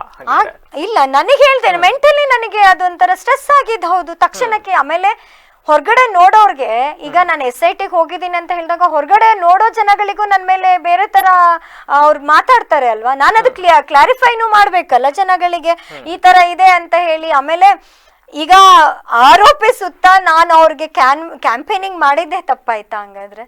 ಈಗ ಆ ವ್ಯಕ್ತಿ ಆರೋಪಿ ಅಥವಾ ಈ ತರ ಮಾಡಿದ್ದಾರೆ ಅನ್ನೋದು ನಮಗೆ ಗೊತ್ತಿಲ್ಲ. ಈಗ ನಾಳೆ ಇನ್ನೊಬ್ರು ಕರೀತಾರೆ, ಮೇಡಮ್ ನೀವೊಂದಷ್ಟು ಗುರ್ತಿಸ್ಕೊಂಡಿದ್ದೀರಾ, ನೀವು ನಮ್ಗೆ ನಾಳೆ ಕ್ಯಾನ್ವಸ್ ಮಾಡಿ ಅಥವಾ ನಾ ಹೋಗಿ ಅಲ್ಲೇನೋ ಎಡ್ವರ್ಟ್ ಆದ್ರೆ ಅದ್ ನನ್ ತಪ್ಪ? ಅದು ನಾನು ಆಗ್ಲೇ ಒಂದು ಕಾರ್ ಕತೆ ಹೇಳ್ದೆ, ನೀವು ಸರಿ ಅಂತ ಒಪ್ಕೊಂಡ್ರಿ. ಯಾವುದು? ಕಾರಲ್ಲಿ ನನ್ನ ಫ್ರೆಂಡ್ ಕರ್ಕೊಂಡು ಹೋದ ಅಂತ ಒಂದು ಕತೆ ಹೇಳ್ದೆ, ಶಾಂತಿಗ್ರಾಮ ಕರ್ಕೊಂಡು ಹೋಗಿದ್ದೆ ಅಂತ ಕತೆ ಹೇಳಿದಾಗ ನನಗೆ ಅವ್ನ ಆರೋಪಿ ಅಂತ ಗೊತ್ತಿಲ್ಲ, ನಾನು ಅವ್ನ ಜೊತೆ ಹೋದೆ, ತಪ್ಪಲ್ಲ ನಂದು?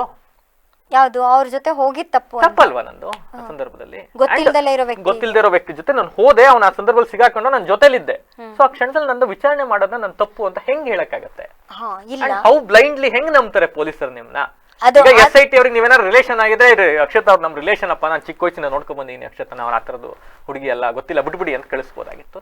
ನಿಮ್ಗೂ ಹೊಸಬ್ರು ಅವರು, ಅವ್ರಿಗೂ ನಿಮ್ಗೆ ಹೊಸಬ್ರು, ಆ ಸಂದರ್ಭದಲ್ಲಿ ವಿಚಾರಣೆ ಮಾಡ್ಲೇಬೇಕು. ಇಲ್ಲ, ಇಲ್ಲಿ ಒಂದು ನನಗೆ ಹೆದರಿಕೆ ಆಗಿದ್ದು ಇದೇ ಹೇಳ್ತಾ ಇದ್ದೀನಲ್ಲ, ಒಂದು ನನ್ಗೆ ಹಿಂದೆ ಆಗಿದ್ದಂತ ಎಕ್ಸ್ಪೀರಿಯನ್ಸ್, ಪೊಲೀಸ್ದು ಎಕ್ಸ್ಪೀರಿಯನ್ಸ್.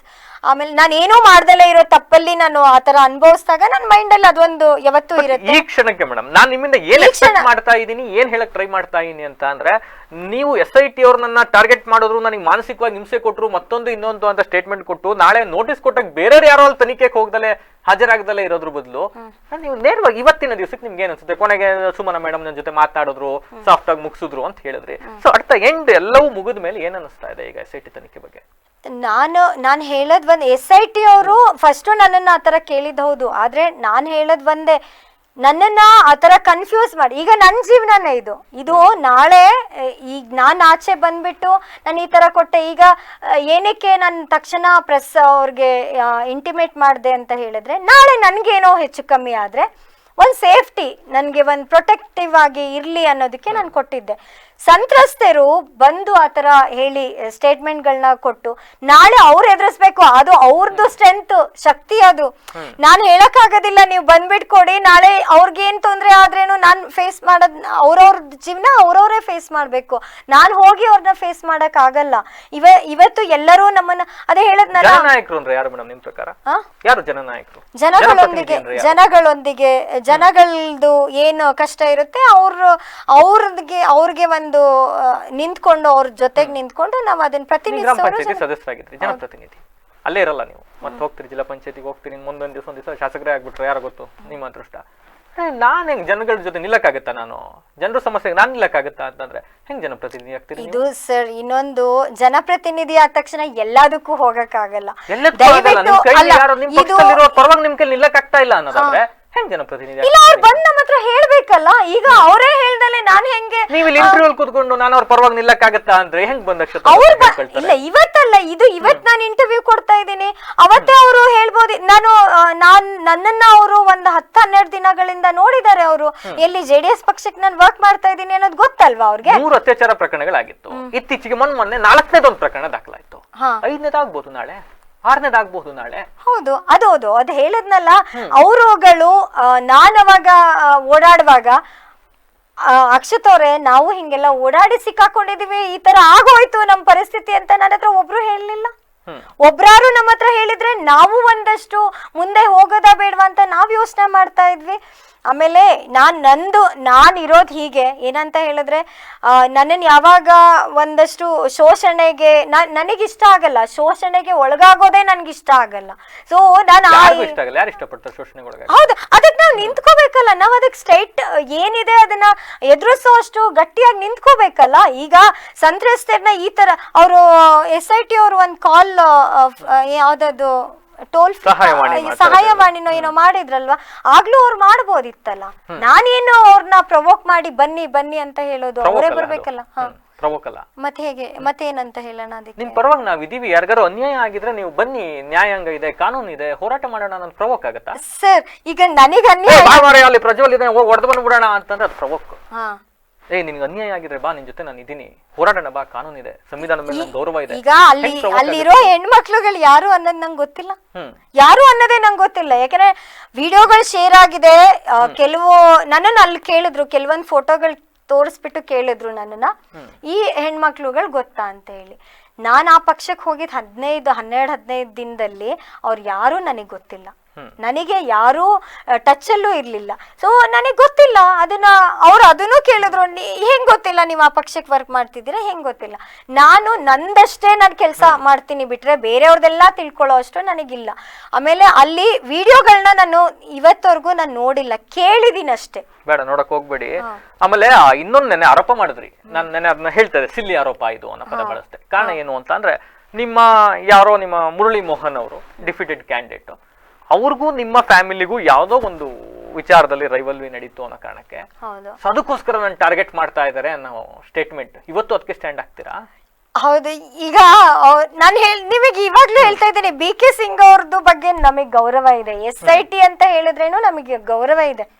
ಆದ್ರೆ ನೀವು ಡೇ ಫಸ್ಟ್ ಇಂದ ನೀವೇ ನೋಡ್ಬೋದು, ಅವರು ಫಸ್ಟ್ ಯಾರ್ಯಾರು ಪೆನ್ ಡ್ರೈವ್ ಹಂಚ್ತಾ ಇದ್ರು ಅದ್ರಲ್ಲಿ ಕಾಂಗ್ರೆಸ್ ಅವ್ರನ್ನ ಮಾತ್ರ ಮಾಡ್ತಿರ್ಲಿಲ್ಲ, ಅವರು ಎನ್ಕ್ವೈರಿಗೂ ಅವ್ರನ್ನ ಕರೆಸ್ತಾ ಇರ್ಲಿಲ್ಲ.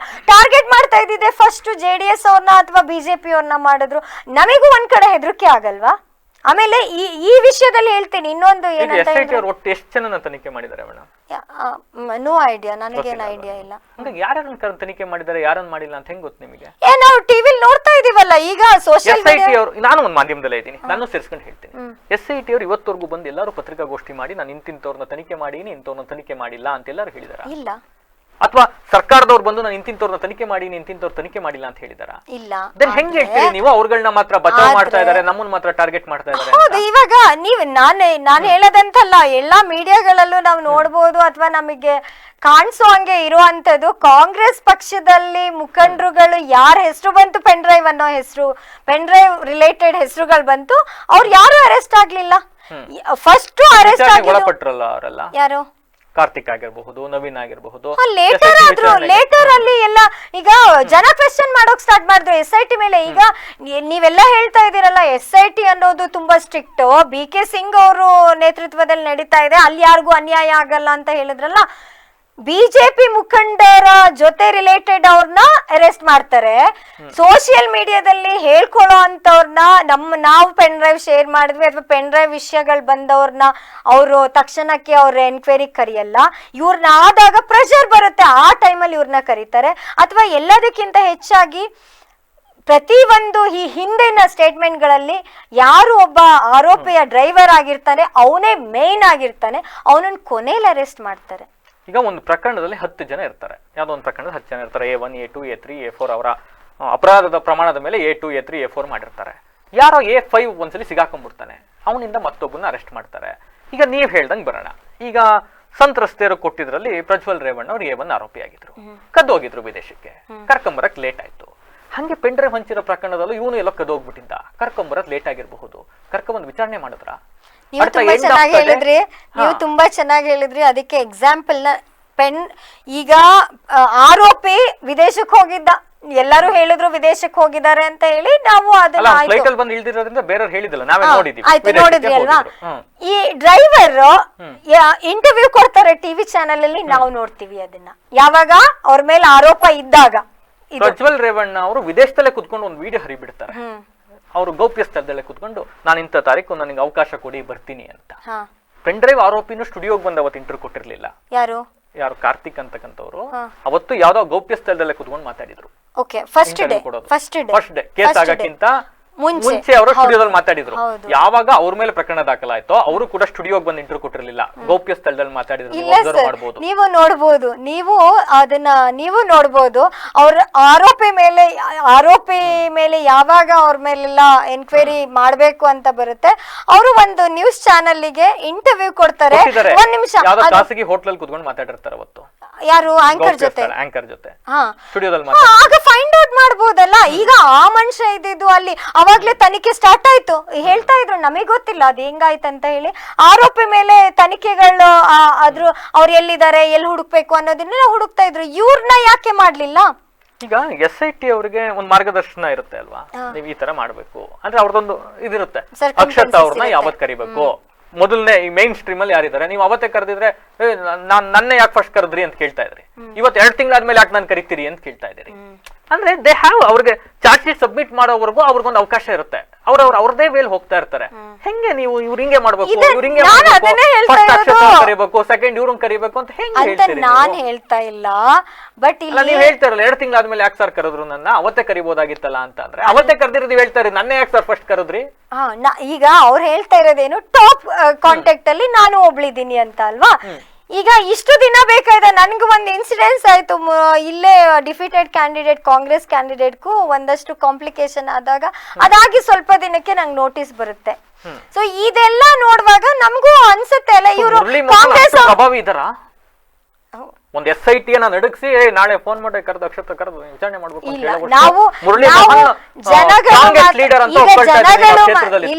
ಇಲ್ಲ ಸ್ಟ್ರಾಂಗ್ ಆಗಿ ಆಕ್ಟ್ ಮಾಡಬಹುದಷ್ಟೇ. ಈಗ ಒಂದು ಅಕ್ಷತಾ ಅವರು JDS ಪಕ್ಷದಲ್ಲಿ ಇದ್ದಾರೆ, ಗ್ರಾಮ ಪಂಚಾಯತ್ ಜನಪ್ರತಿನಿಧಿ ಇದ್ದಾರೆ. ಕುಮಾರಸ್ವಾಮಿ ಅವರು ಇವತ್ತು ಕೇಂದ್ರದಲ್ಲಿ ಮಂತ್ರಿ ಆಗಿದ್ದಾರೆ. ಅಕ್ಷತಾ ಮೇಡಮ್ ಕುತ್ಕೊಂಡು CBI ಅವರಿಗೆ ಇಂಥ ಪ್ರಕರಣದಲ್ಲಿ ಯಾರೋ ಒಬ್ಬನ ಕರ್ಕೊಂಡ್ಬಂದು ಸಿಕ್ಸು ಅಂತ ಹೇಳ್ಬಿಟ್ರೆ ನಾಳೆ ಮುರಳಿ ಮೋಹನ್ ಕರ್ಕೊಂಡು ಹೋಗ್ತಾರ ಅವರು? ಅಂದ್ರೆ ಅವರು ನೀವು ಕಾಂಗ್ರೆಸ್ ಸರ್ಕಾರ ಇದೆ, ಮುರಳಿ ಮೋಹನ್ ಕಾಂಗ್ರೆಸ್ ಅವರು ಇದ್ದಾರೆ, ಹಂಗಾಗಿ ಅವ್ರು ಇಲ್ಲಿ ಹಸ್ತಕ್ಷೇಪ ಮಾಡಿ ನನ್ನ ಟಾರ್ಗೆಟ್ ಮಾಡಿದ್ದಾರೆ ಅಂತ ಹೇಳ್ತಾ ಇದ್ದೀರಿ. ಕೇಂದ್ರದಲ್ಲಿ ಕುಮಾರಸ್ವಾಮಿ ಅವರು ಕೇಂದ್ರ ಮಂತ್ರಿ ಇದ್ದಾರೆ, ಅಕ್ಷತಾ ಅವರು JDS ಪಕ್ಷದಲ್ಲೇ ಇದ್ದಾರೆ. CBI ಅವರಿಗೆ ನೀವು ನಾಳೆ ಮುರಳಿ ಮೋಹನ್ ಮೇಲೆ ಒಂದು ಕೇಸ್ ಮಾಡಿ ಸಿಗಿಸ್ಬಿಡಿ ಅಂತ ಹೇಳಿದ್ರೆ CBI ಅವ್ರು ನಿಮ್ ಮಾತು ಕೇಳ್ತಾರಾ? ಇಲ್ಲ, ಅದಲ್ಲ ನಾನು ಹೇಳ್ತಾ ಇರೋದು, ಅದಲ್ಲ. ಆದ್ರೆ ಮುರಳೀಮೋಹನ್ ಪರವಾಗಿ ನಿಂತಿದೆ ಸರ್ಕಾರ ಈಗ ಇರೋದು ಕಾಂಗ್ರೆಸ್ ಸರ್ಕಾರ. ನಾನು ಹೇಳ್ತಾ ಇರೋದು ಅವ್ರ ಪರವಾಗಿರೋ ಅಂತ ಅವ್ರ ಕಡೆ ಇರೋರ್ನ ಅವ್ರು ಪ್ರೊಟೆಕ್ಟ್ ಮಾಡ್ಕೋತಾ ಇದ್ದಾರೆ. ಆಮೇಲೆ ಎಲ್ಲದಕ್ಕಿಂತ ಹೆಚ್ಚಾಗಿ ದೇವರಾಜೇಗೌಡ ಎಕ್ಸ್ಕ್ಲೂಸಿವ್ಲಿ ಈ ವಿಚಾರವಾಗಿ ಮಾತಾಡ್ಬಿಡೋಣ ಮೇಡಮ್. ಮುರಳಿ ಮೋಹನ್ ಅವರು ನಿಮ್ಮ ಮನೆಯವ್ರಿಗೂ ಒಂದಿಷ್ಟು ಗಲಾಟೆ ನಡೀತು, ಅದಾದ್ಮೇಲೆ ಅದೇ ಕಾರಣಕ್ಕೆ ನಿಮ್ಮನ್ನ ಟಾರ್ಗೆಟ್ ಮಾಡಿದ್ದಾರೆ ಅನ್ನೋದು ನಿಮ್ಮ ಆರೋಪ. ಅದೇ ಕಾರಣ ಅಲ್ಲ. ಆಮೇಲೆ JDS ಪಕ್ಷದಲ್ಲಿ ಇವಾಗ ಒಂದಂತೂ ಕ್ಲಿಯರ್, ಜನಸಾಮಾನ್ಯರಿಗೂ ಗೊತ್ತಾಗ್ತಾ ಇರೋದು ಈ ಪಕ್ಷನ ಇಲ್ದಂಗ್ ಮಾಡ್ಬೇಕು ಅನ್ನೋದಂತೂ ಹೌದು. ಯಾರ್ದು? ಯಾವ ಪಕ್ಷ ಇವಾಗ ರೂಲಿಂಗ್ ಅಲ್ಲಿದೆ ಅದು ಹೇಳಿರೋದು ಅದು ಕೆಲವೊಂದ್ ಮಾತುಗಳಲ್ಲೂ ನಮ್ಗೆ ಗೊತ್ತಾಗ್ತಾ ಇದೆ ಈ ಪಕ್ಷ ಉಳಿಯಲ್ಲ. ನಾವು ಪಕ್ಷದ್ದು ಮತ್ತೊಂದು ನಾನು ಮಾತಾಡಕ್ ರೆಡಿ ಇಲ್ಲ ಮೇಡಮ್, ಬೇಡ ಅದು. ಯಾಕೆಂದ್ರೆ ವಿಡಿಯೋಗಳನ್ನ ಯಾರೋ ಬೇರೆ ಪಕ್ಷದ ಮಾಡ್ಕೊ ಬಂದಲ್ಲಿ ಇಡ್ಲಿಲ್ಲ ಮತ್ತೊಂದೋ ಇನ್ನೊಂದೋ. ಅಂಡ್ ನನಗೆ ಕೋರ್ಟ್ ಬಗ್ಗೆ ಗೌರವ ಇದೆ. ಮೊನ್ನೆ ಹೈಕೋರ್ಟಿಗೆ ಹೋಗಿದ್ರು ಪ್ರಜ್ವಲ್ ರೇವಣ್ಣ ಅವರು, ನನಗೆ ಇದ್ ಬೇಕಪ್ಪ ಬೇಲ್ ಬೇಕು ಅಂತ. ಇಫ್ ಈಸ್ ರೈಟ್, ಅವನ ಪರವಾಗಿ ನ್ಯಾಯ ಇದ್ದಿದ್ರೆ ಬೇಲ್ ಅವತ್ತೇ ಕೊಟ್ಟು ಕಳಿಸ್ತಾ ಇದ್ರು. ನಿಮ್ಗೂ ಕೂಡ ಗೊತ್ತು, ಕೋರ್ಟ್ ಹೇಳ್ತು ಇದು ಇಷ್ಟು ತುರ್ತಾಗಿ ವಿಚಾರಣೆ ಮಾಡೋ ಕೇಸ್ ಅಲ್ಲ, ಬೇಡ ಬಿಡಿ ಇರ್ಲಿ 2 ವಾರ ಅಲ್ಲಿ ಇರ್ಲಿ ಅಂತ ಇರ್ಲಿ. ಸೊ ಪಕ್ಷ ಮುಗಿಸ ಕೊಟ್ರು ಮತ್ತೊಂದು ಇನ್ನೊಂದು ಬೇಡ ಮೇಡಮ್.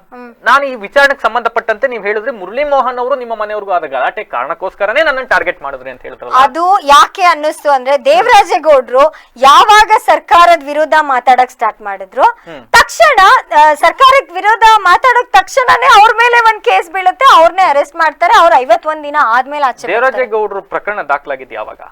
ದೇವರಾಜೇಗೌಡರ ಮೇಲೆ ಒಂದು ಅತ್ಯಾಚಾರ ಪ್ರಕರಣ ಇತ್ತು, ಅದು ಅವ್ರ ಆರೋಪ ಮಾಡಿದ್ಮೇಲೆ ದಾಖಲಾಯ್ತಾ ಮೊದಲೇ ದಾಖಲಾಗಿತ್ತ? ಆರೋಪ ಮಾಡಿದ್ಮೇಲೆ ಮೊದಲೇ ಆ ಪ್ರಕರಣ ದಾಖಲಾಗಿತ್ತು ಅವ್ರ ಮೇಲೆ. ಹೊಳೆನರಸೀಪುರ ಠಾಣೆಯಲ್ಲಿ ಆ ಪ್ರಕರಣ ಮೊದಲೇ ದಾಖಲಾಗಿತ್ತು. ಸೊ ನಿಮ್ಮ ಪ್ರಕಾರ ಹೇಳಕ್ ಹೋದ್ರೆ ಹಾಗಾದ್ರೆ ಜಡ್ಜ್ಗಳೆಲ್ಲ ಗೌರ್ಮೆಂಟ್ ಬುಕ್ ಆಗ್ಬಿಟ್ಟಿದಾರಾ? ಜಡ್ಜ್ಗಳನ್ನ ಯಾಕೆ ನಾವು ಇಲ್ಲಿ ಎಳಿತಾ ಇದೀವಿ? ಕೇಳ್ತೀನಿ ಯಾಕೆ ಅಂತ ಹೇಳ್ತೀನಿ. ಒಬ್ಬ ದೇವರಾಜೇಗೌಡರು ಆರೋಪ ಮಾಡಿದ್ರು, ಅದಾದ್ಮೇಲೆ ಅವ್ರು ಅರೆಸ್ಟ್ ಆದ್ರು. ಅರೆಸ್ಟ್ ಆಗಿದ್ದು ಹಳೆ ಪ್ರಕರಣಕ್ಕೆ ಸಂಬಂಧಪಟ್ಟಂತೆ ಅರೆಸ್ಟ್ ಆದ್ರು. ಅದಾದ್ಮೇಲೆ ಅವ್ರನ್ನ ಕರ್ಕೊಂಡೋಗಿ ಜಡ್ಜ್ ಮುಂದೆ ನಿಲ್ಲಿಸ್ತಾರೆ. ಸೊ ಅವತ್ತು ಜುಡಿಷಿಯಲ್ ಕಸ್ಟಡಿ ಕೊಡ್ತಾರೆ. ಅದಾದ್ಮೇಲೆ ಮತ್ತೆ ಇವ್ರು ಮತ್ತೆ ಬೇಲ್ ಅಪ್ಲಿಕೇಶನ್ ಹಾಕ್ದಾಗ ಇವ್ರ ಕಡೆ ವಕೀಲರು ಅವ್ರ ಕಡೆದು ಏನಿದೆ ಅದು ಹೇಳ್ತಾ ಹೋಗ್ತಾರೆ. ಆದ್ರೂ ಕೋರ್ಟ್ ಅವ್ರನ್ನ ಹೊರಗಡೆ ಬಿಡಲ್ಲ. ಯಾಕೆ ಅಂದ್ರೆ ಈ ಪ್ರಕರಣದಲ್ಲಿ ಒಂದೇನೋ ಇದೆ, ಇವನು ಅತ್ಯಾಚಾರ ಪ್ರಕರಣದಲ್ಲಿ ಭಾಗಿಯಾಗಿದೆ ಅನ್ನೋ ಕಾರಣಕ್ಕೆ ಹೊರಗಡೆ ಇರುತ್ತೆ. ಸರ್ಕಾರ ಕೋರ್ಟ್ ಗಳಿಗೆ ಹೇಳ್ತಾ ಕೂರಕ್ಕಾಗತ್ತೆ? ಸರ್ಕಾರ ಅರೆಸ್ಟ್ ಮಾಡಿಸ್ಬೋದು ಮೇಡಮ್, ಆಯ್ತು ನೀವ್ ಹೇಳ್ದಂಗೆ ಸರ್ಕಾರ ಹೊಳೆನರಸೀಪುರ ಗ್ರಾಮಾಂತರ ಠಾಣೆಯಲ್ಲಿ ಪ್ರಕರಣ ದಾಖಲಾಗಿತ್ತು, ಅಲ್ಲಿ PSIಗೋ SIಗೋ ಫೋನ್ ಮಾಡಿ CM ಆಫೀಸಿಂದಲೇ ಫೋನ್ ಮಾಡಿ ದೇವರಾಜೇಗೌಡರನ್ನ ಅರೆಸ್ಟ್ ಮಾಡಿ ಅಂತ ಹೇಳ್ಬೋದು ಅವ್ರ ಕೈಲಿ. ಜಡ್ಜ್ಗಳಿಗೆ ಹೇಳಕ್ಕಾಗತ್ತಾ ಅವ್ರನ್ನ 51 ದಿವಸ ಒಳಗಿಡಿ ಅಂತ? ಜಡ್ಜ್ಗಳಿಗೆ ಹೇಳಕ್ ಬರಲ್ಲ. ಜಡ್ಜ್ಗಳಿಗೆ ಏನ್ ಬೇಕಾಗಿರೋದು, ಈಗ ನಾನ್ ಹೇಳ್ತಾ ಇರೋದು ಕೆಲವೊಂದು ಘಟನೆಗಳಲ್ಲಿ ನಮ್ಮೇಲೇನು ಸುಳ್ಳು ಆರೋಪದಿಂದ ನಮ್ಮೇಲೇನು ಕೇಸ್ಗಳಾದಾಗ ನಮಗೂ ತಕ್ಷಣ ವಕೀಲರು ಇಟ್ಕೊಂಡಿರ್ತೀರಲ್ವಾ? ಹೌದು, ಅದೇ ಅಂತ ಹೇಳ್ಕೊಳಕ್ಕೆ ವಕೀಲರು ಇಟ್ಕೊಂಡಿರ್ತೀರಿ. ಹೌದು ಸರ್. ನೀವು ರಾಂಗ್ ಅಲ್ಲ ಅಂತಂದ್ರೆ ನಿಮ್ ವಕೀಲರು ಅದನ್ನ ಜಡ್ಜ್ ಮುಂದೆ ಇಡ್ತಾರಲ್ವಾ? ಅದ್ ನಿಮ್ ತಪ್ಪಿಲ್ಲ ಅಂತ ಅವ್ರಿಗೆ ಅಲ್ಲಿ ಗೊತ್ತಾದ್ರೆ ನಿಮಗೆ ಬೇಲ್ ಕೊಡ್ತಾರಲ್ವಾ? ಯಾಕೆ ಕೊಡ್ಲಿಲ್ಲ 51 ದಿವಸ? ಯಾರಿಗೆ? ಇವ್ರಿಗೆ, ದೇವರಾಜೇಗೌಡರಿಗೆ. ಹಾಗಾದ್ರೆ ಜಡ್ಜ್ಗಳು ಕಾಂಗ್ರೆಸ್ ಸರ್ಕಾರ ಅವ್ರನ್ನು ಕೂಡ ಮಾರ್ಗದರ್ಶನ ಕೊಡ್ತಾ ಇದೆಯಾ ಜಡ್ಜ್ಗಳಿಗೆ? ಹಂಗಂತ ನಾನು ಹೇಳಲ್ಲ ಸರ್. ನಾನು ಜಡ್ಜ್ ಬಗ್ಗೆನು ನಾನು ಇದೆಲ್ಲ ನಾನು ಸರ್ಕಾರ ಹಿಂಗೆ ಟಾರ್ಗೆಟ್ ಮಾಡ್ಬಿಡ್ತು ಜುಡಿಷಿಯಲ್ ಅಲ್ಲಿ ನಾನೇನು ಮಾತಾಡ್ಲಿಲ್ಲ. ನನಗೆ ಏನ್ ಅನ್ಸಿದ್ದು ಅಂತ ಹೇಳಿದ್ರೆ ಸರ್ಕಾರದವರು ಮಾಡೋದೇ ಆದ್ರೆ ಕಾಂಗ್ರೆಸ್ ಅವ್ರನ್ನು ಸಮೇತ ಅವ್ರು ಮಾಡ್ಬೇಕಿತ್ತು.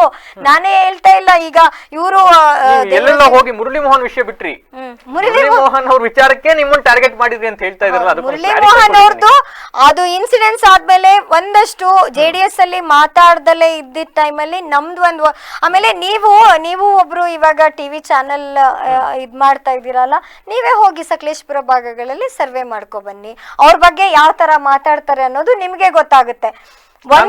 ನೀವು ಇಂಟರ್ವ್ಯೂ ಆದ್ಮೇಲೆ ನಾನು ಒಂದಿಷ್ಟು ಅಲ್ಲಿ ಸಕಲೇಶಪುರಕ್ಕೆ ಮಾತಾಡಿದೆ. ನಿಮ್ ಗ್ರಾಮ ಪಂಚಾಯತಿ ಅವರೇ ಯಾರೋ ಒಬ್ರ ಜೊತೆ ಮಾತಾಡ್ದೆ. ಅವ್ರು ಹೇಳ್ತಾ ಇದ್ರು, ಅಕ್ಷತಾ ಮೇಡಮ್ ಕಿರಿಕಪ್ಪ ಸಿಕ್ಕಾಬಟ್ಟೆ ಎಲ್ಲ ವಿಚಾರಕ್ಕೂ ಕಿರಿಕ್ ಮಾಡ್ತಾರೆ ಅಂತ ಹೇಳಿದ್ರು. ಹೌದಾ ಕಿರಿಕ? ನೀವು ಕಿರಿಕ್ ಅಂತ ಹೇಳಿದ್ರೆ ಸರ್ ಇದೇ ಹೇಳಿದ್ದು, ಏನಾದ್ರೂ ಕ್ವೆಶ್ಚನ್ ಮಾಡಿದ್ರೆ ನಾವು ಕಿರಿಕ್ ಅಂತಾನೆ ಅನ್ನಿಸ್ಕೊಳ್ಳೋದು. ಸೊ ನನಗೆ ಇವತ್ತಿಗೂ ನನಗೆ ಇದು ಅರ್ಥ ಆಗಲ್ಲ. ಈಗ SIT ಅವರು ಏನೇ ಕೇಳಿದ್ರು ಏನೇ ಮಾಡಿದ್ರು, SIT ಅವ್ರು ಕ್ವೆಶ್ಚನ್ ಮಾಡಿದ್ಕೆ ನೀವು ಅವ್ರನ್ನ ಕಿರಿಕ್ ಅಂದ್ರಲ್ಲ, ಅದೇ ತರ SIT ಅವರು ಈಗ ನೀವು ಪ್ರಶ್ನೆ ಮಾಡ್ತೀರಿ, ಅದಕ್ಕೆ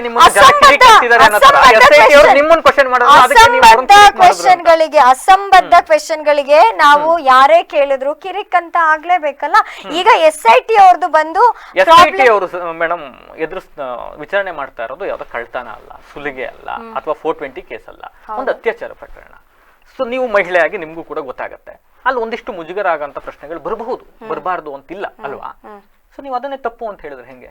ಇಲ್ಲ, ನಮಗೆ ನೋಡಿ ಅದು ಒಂದು ಅತ್ಯಾಚಾರದ ಕೇಸಲ್ಲಿ ನೀವ್ ಇವಾಗ ಹೇಳೋದು ಹೆಂಗಿದೆ ಅಂತ ಹೇಳಿದ್ರೆ ಮಹಿಳಾ ಅಧಿಕಾರಿಗಳೇ ವಿಚಾರಣೆ ಮಾಡಿದ್ದು. ಹೌದು, ಮಹಿಳಾ ಅಧಿಕಾರಿಗಳೇ.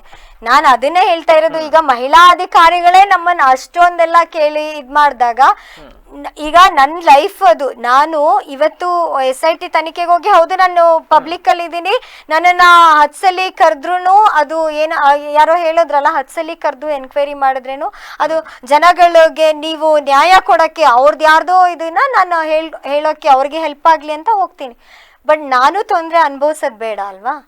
ಈಗ ನಮ್ ಕಾನೂನು ಏನ್ ಹೇಳುತ್ತೆ ಅಂದ್ರೆ 100 ಜನ ಅಪರಾಧಿಗೆ ಶಿಕ್ಷೆ ಆಗದೆ ಇದ್ರು ಒಂದು ನಿರಪರಾಧಿಗೆ ಏನೋ ಸಹಕಾರ ಕೊಟ್ಟು ಅವ್ರ ಪರವಾಗಿ ನಿಲ್ಬೇಕು. ನಾವು ನಿಲ್ತಾ ಇದೀವಿ. ನಂದು ಏನಿದೆ ನಾನು ಎಲ್ಲಾನ ಹೇಳಿದೀನಿ. ಆಮೇಲೆ ಗಂಭೀರ ಆರೋಪ ಮಾಡ್ತೀರಿ, ಅಲ್ಲಿ ಕ್ಯಾಮ್ರಾ ಆಫ್ ಮಾಡ್ಕೊಂಡಿದ್ರು. ಹೌದು, ನಮ್ ಸ್ಟುಡಿಯೋದಲ್ಲೂ ಕ್ಯಾಮ್ರಾ ಇದೆ ಮೇಡಮ್. ಆ ಕ್ಯಾಮ್ರಾ ಆನ್ ಆಗಿದ್ಯಾ ಆಫ್ ಆಗಿದ್ಯಾ ಅಂತ ಯಾವ ಮಾನದಂಡದಲ್ಲಿ ಕಂಡುಹಿಡಿತೀರಿ ಹೇಳಿ ನನಗೀಗ? ಇವಾಗ ಇದು ನಿಮ್ದು ಈ ಕ್ಯಾಮ್ರಾ ಇದು ಓಪನ್ ಇದೆ, ಅದು ನಮಗೆ ಅಲ್ಲಿ ಏನು ಗ್ಲಾಸ್ ಇದೆ ಅದು ಕ್ಲೋಸ್ ಆಗತ್ತೆ. ಫಸ್ಟ್ ನನ್ನ ಹತ್ರ ಏನು ಅವರು ಸ್ಟೇಟ್ಮೆಂಟ್ ತಗೊಳ್ತಾರೆ, ಅದಾಗುವಾಗ ನನ್ನ ಹತ್ರ ಓದಿಸ್ತಾರಲ್ಲ ಅದು ಓಪನ್ ಇರುತ್ತೆ. ಆಮೇಲೆ ಅದು ಕ್ಲೋಸ್ ಆದ್ಮೇಲೆನೆ ಇವರೆಲ್ಲ ನನ್ನ ಹತ್ರ ಹಾರ್ಶ್ ಆಗಿ ಬಿಹೇವ್ ಮಾಡಿದ್ದು. ಆಮೇಲೆ ಟೈಮಲ್ಲಿ ಹೇಳಿದ್ರಿ ನನ್ನ ತನಿಖೆ ಮಾಡ್ಬೇಕಾದ್ರೆ ಕ್ಯಾಮ್ರಾ ಆನ್ ಆಗಿದೆ ಹೇಳಿ ಅಂತ ಇದ್ರು ಅವರು ಅಂತ ಹೇಳಿದ್ರಿ. ಆಗ ನೀವು ನೇರವಾಗಿ ಮೇಡಮ್ ಕ್ಯಾಪ್ ಓಪನ್ ಆಗಿದೆ ತೆಗಿರಿ ಮೇಡಮ್ ಅಂತ ಹೇಳ್ಬೋದಾಗಿತ್ತಲ್ವಾ? ಯಾರ ಹತ್ರ ನಾನು ಅದೇ ಹೇಳ್ದೆ, ಆಯ್ತು ಇರ್ಲಿ, ಓಪನ್ ಇದ್ರೇನು ಪರವಾಗಿಲ್ಲ, ಕ್ಲೋಸ್ ಆದ್ರೇನು ನಾನು ರೆಡಿ ಆಗಿ ಹೋಗಿದ್ದೆ.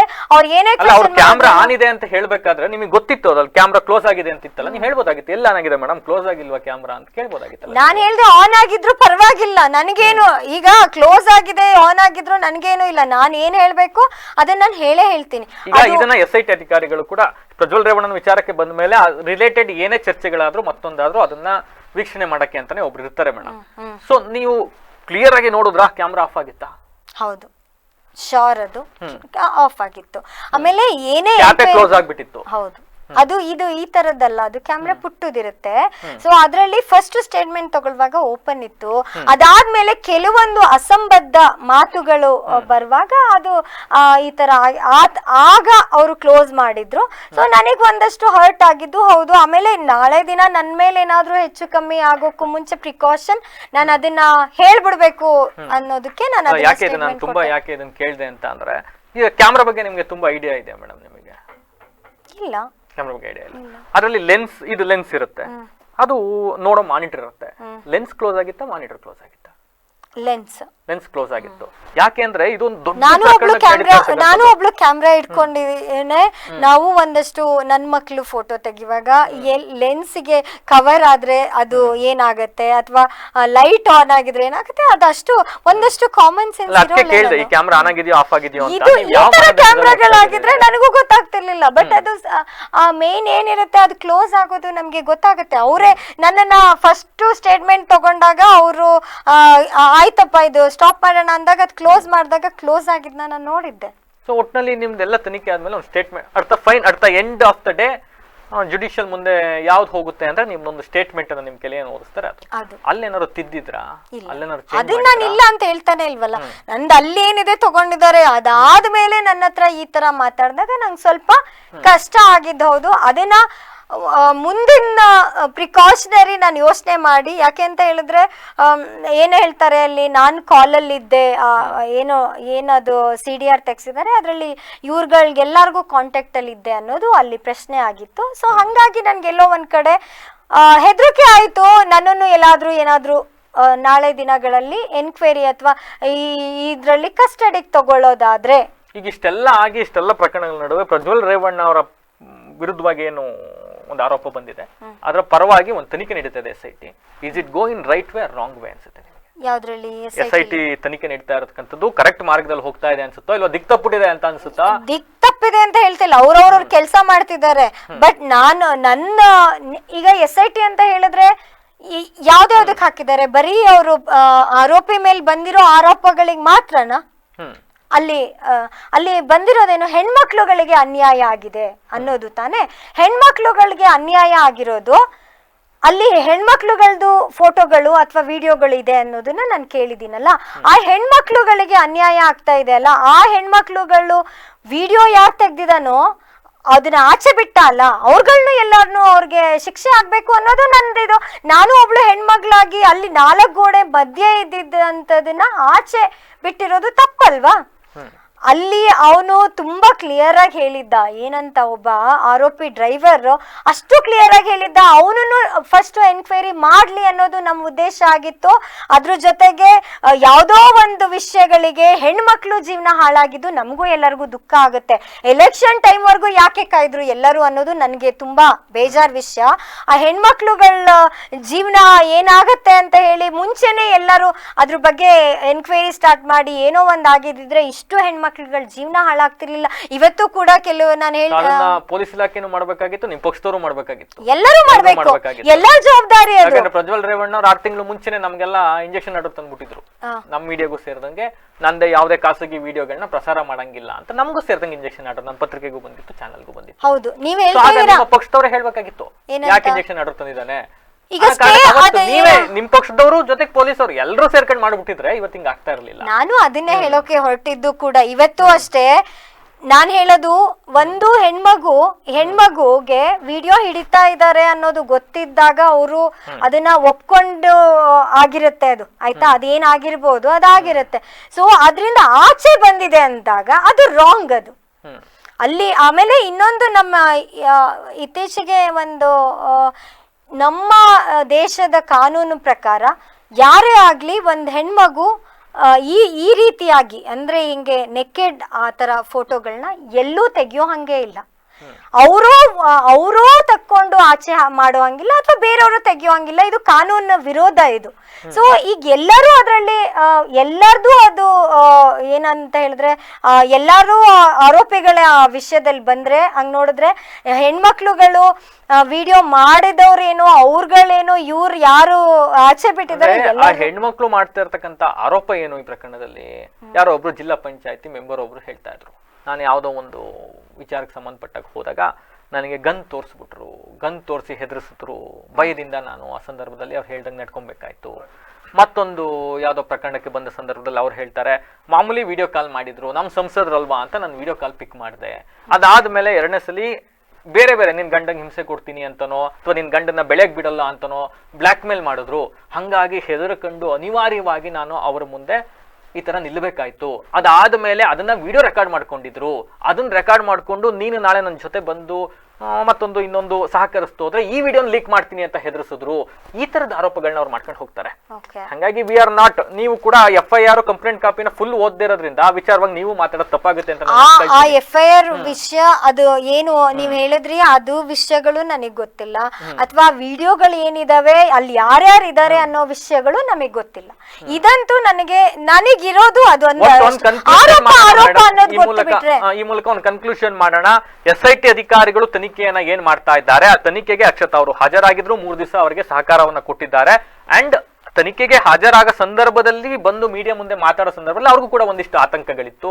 ಹಾಗಾಗಿ ನಾಳೆ ನಮಗೇನಾದ್ರೂ ಸಮಸ್ಯೆ ಆಗಬಹುದು ಅನ್ನೋ ಕಾರಣಕ್ಕೆ ಈ ರೀತಿ ಆಗ್ತಾ ಇದೆ ಅನ್ನೋದನ್ನ ಹೇಳ್ಕೊಂಡ್ರು. But at the end of the day SIT ಅಧಿಕಾರಿಗಳು ಏನು ಇವ್ರನ್ನ ವಿಚಾರಣೆ ಮಾಡಿದ್ರು, ಆ ಸಂದರ್ಭದಲ್ಲಿ ಸ್ಟೇಟ್ಮೆಂಟ್ ಕೊಡ್ಬೇಕಾದ್ರೆ ಇವ್ರು ಏನ್ ಹೇಳಿದ್ರು ಅದನ್ನ ಮಾತ್ರ ಕೊಟ್ಟಿದ್ದಾರೆ. ಮತ್ತೆ ಇನ್ನೊಂದು, ಕೊನೆಗೆ SIT ತನಿಖೆ ಮುಗಿದ ಮೇಲೆ ನಿಮ್ ಜೊತೆ ಸುಮನಾ ಮೇಡಮ್ ಅವರು ಕೂಡ ನೀಟಾಗಿ ಮಾತನಾಡಿ ನಿಮ್ಮನ್ನು ಕನ್ವಿನ್ಸ್ ಮಾಡಿದ್ದಾರೆ, ನೀವು ಅವ್ರನ್ನ ಕನ್ವಿನ್ಸ್ ಮಾಡಿ ಬಂದಿದ್ದೀರಿ. ಸೊ ಈ ಮೂಲಕ ನಿಮ್ಮನ್ನು ಯಾರು SIT ಅವರು ವಿಚಾರಣೆಗೆ ಕರೆದ ಸಂದರ್ಭದಲ್ಲಿ ಅಂಜಿಕೆ ಆತಂಕ ಇಲ್ಲದೆ ನೀವು ಕೂಡ ವಿಚಾರಣೆಗೆ ಹಾಜರಾಗಿ ನಿಮಗೆ ಸಮಸ್ಯೆ ಇದ್ರೆ ಖಂಡಿತವಾಗೂ ಬಂದು SIT ಮುಂದೆ ನಿಂತ್ಕೊಳ್ಳಿ. ಅಂಡ್ ಮತ್ತೊಂದು ನಾನು ಹೇಳ್ತಕ್ಕಂಥದ್ದು, ನಮ್ಮ ಕಾನೂನು, ನಮ್ಮ ಸಂವಿಧಾನ, ನಮ್ಮ ಜುಡಿಷಿಯಲ್ ವ್ಯವಸ್ಥೆಯನ್ನ ನಾವೇ ನಂಬುದೋದ್ರೆ ಯಾರು ನಂಬ್ತಾರೆ, ಯಾರ ಮೇಲೆ ನಂಬಿಕೆ ಇಡಕ್ ಸಾಧ್ಯ ಅಂತ ಹೇಳ್ತಾ ಇಷ್ಟೊತ್ತವರೆಗೂ ಅವರು ಕೂಡ ಅವರ ವರ್ಷನ ಹೇಳಿದ್ದಾರೆ. ನಮ್ಮ ವರ್ಷನ್ನು ಕೂಡ ನಾವು ನಿಮ್ಮ ಮುಂದೆ ಇಟ್ಟಿದ್ದೀವಿ. ಒಟ್ಟಿನಲ್ಲಿ ಇಲ್ಲಿ ಒಂದೇ, ಯಾವುದು ಗೊಂದಲ ಇರಬಾರ್ದು. ಅಂಡ್ ನೆನ್ನೆ ನಾನು ಕೂತ್ಕೊಂಡು ಮಾತಾಡಿದಾಗ ಒನ್ ಸೈಡ್ ಆಗ್ಬಾರ್ದು. ಇವತ್ತು ಅವರು ಕೂತಿದ್ದಾರೆ, ನಮ್ದು ತಪ್ಪಿದ್ರೆ ಹೇಳಿ ಮೇಡಮ್ ಅಂತ ನಾವು ಕೂಡ ಕೇಳಿದ್ವಿ. ಅವರು ಕೂಡ ಒಂದಿಷ್ಟು ಪ್ರಶ್ನೆಗಳನ್ನ ಕೇಳಿದ್ದಾರೆ, ನಾವು ಕೂಡ ಕೇಳಿದ್ದೀವಿ. ಇದಾಗಿತ್ತು ಇವತ್ತಿನ ವಿಶೇಷ. ನಿರಂತರ ಸುದ್ದಿಗಾಗಿ ನೋಡ್ತಾ ಇರಿ BBC TV, ಸತ್ಯದ ಕಡೆ ನಮ್ಮ ನಡೆ. ಅವ್ರು ಕೇಳ್ತಾರೆ, ಎಲ್ಲಾ ತಾಲೂಕುಗಳಲ್ಲಿ ನಾನು ಕಾಣಿಸ್ಕೊಂಡಾಗ ನೀವೇ ಯಾಕೆ, ನೀವ್ ಯಾರ ಜೊತೆ ಗುರುತಿಸ್ಕೊಂಡಿದ್ರು ಆತ ಇವತ್ತು 3 ಅತ್ಯಾಚಾರ ಪ್ರಕರಣದ ಆರೋಪಿ. ದೇವರಾಜೇಗೌಡರು ಒಂದು ಇದ್ರಲ್ಲಿ ಪ್ರೆಸ್ ಮೀಟ್ ಕರೆದ್ಬಿಟ್ಟು ಹೇಳ್ತಾರೆ, ಈ ತರ ಒಂದು ವಿಡಿಯೋಗಳಿದಾವೆ, ಈ ತರ ಪೆನ್ ಡ್ರೈವ್ ಇದೆ.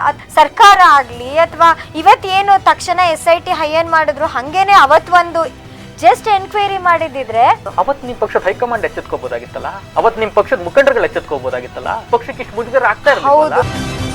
ಮಾತಾಡ್ತಾ ಇರೋದು SIT ಅಧಿಕಾರಿಗಳು ಉದ್ದೇಶಪೂರ್ವಕವಾಗಿ ಅಕ್ಷತಾ ಅವರಿಗೆ ಟಾರ್ಗೆಟ್ ಮಾಡಿದ್ರ. ನನ್ನ ಮೇಲೆ 2 FIR ಆಗಿದೆ. ನೀವು ಮೊನ್ನೆ ಅದನ್ನ ರಿವೀಲ್ ಮಾಡಿದಿರ. 2 FIR ಆಗಿದೆ, ಕ್ರಿಮಿನಲ್ ಕೇಸ್ ಅದು. ಇಲ್ಲೇ ಡಿಫೀಟೆಡ್ ಕ್ಯಾಂಡಿಡೇಟ್ ಕಾಂಗ್ರೆಸ್ ಕ್ಯಾಂಡಿಡೇಟ್ಗೂ ಒಂದಷ್ಟು ಕಾಂಪ್ಲಿಕೇಶನ್ ಆದಾಗ ಅದಾಗಿ ಸ್ವಲ್ಪ ದಿನಕ್ಕೆ ನಂಗೆ ನೋಟಿಸ್ ಬರುತ್ತೆ ಅನ್ಸುತ್ತೆ ಅಲ್ಲ ಇವರು ಕಾಂಗ್ರೆಸ್ ಪ್ರಭಾವಿ ಇದರ ಒಂದು SIT ನ ನಡಗಿಸಿ ನಾಳೆ ಫೋನ್ ಮಾಡಿ ಕರೆದು ಅಕ್ಷತ್ರ ಕರೆದು ವಿಚಾರಣೆ ಮಾಡ್ಬೇಕು ಅಂತ ಹೇಳ್ಬಿಟ್ಟು ನಾವು ಮುರಳಿ ಮೋಹನ್ ಕಾಂಗ್ರೆಸ್ ಲೀಡರ್ ಅಂತ ಒಪ್ಕೊಳ್ತಾರೆ. ಅವರು JDS ಪಕ್ಷದಲ್ಲಿದ್ದಾರೆ, ಗ್ರಾಮ ಪಂಚಾಯತ್ ಜನಪ್ರತಿನಿಧಿ ಇದ್ದಾರೆ. ಕುಮಾರಸ್ವಾಮಿ ಅವರು ಇವತ್ತು ಕೇಂದ್ರದಲ್ಲಿ ಮಂತ್ರಿ ಆಗಿದ್ದಾರೆ. ಅಕ್ಷತಾ ಮೇಡಮ್ ಕೂತ್ಕೊಂಡು CBI ಅವರಿಗೆ ಇಂಥ ಪ್ರಕರಣದಲ್ಲಿ ಯಾರೋ ಒಬ್ಬನ ಕರ್ಕೊಂಡ್ಬಂದು ಸಿಕ್ಸು ಅಂತ ಹೇಳ್ಬಿಟ್ರೆ ನಾಳೆ ಮುರಳಿ ಮೋಹನ್ ಕರ್ಕೊಂಡು ಹೋಗ್ತಾರ ಅವರು.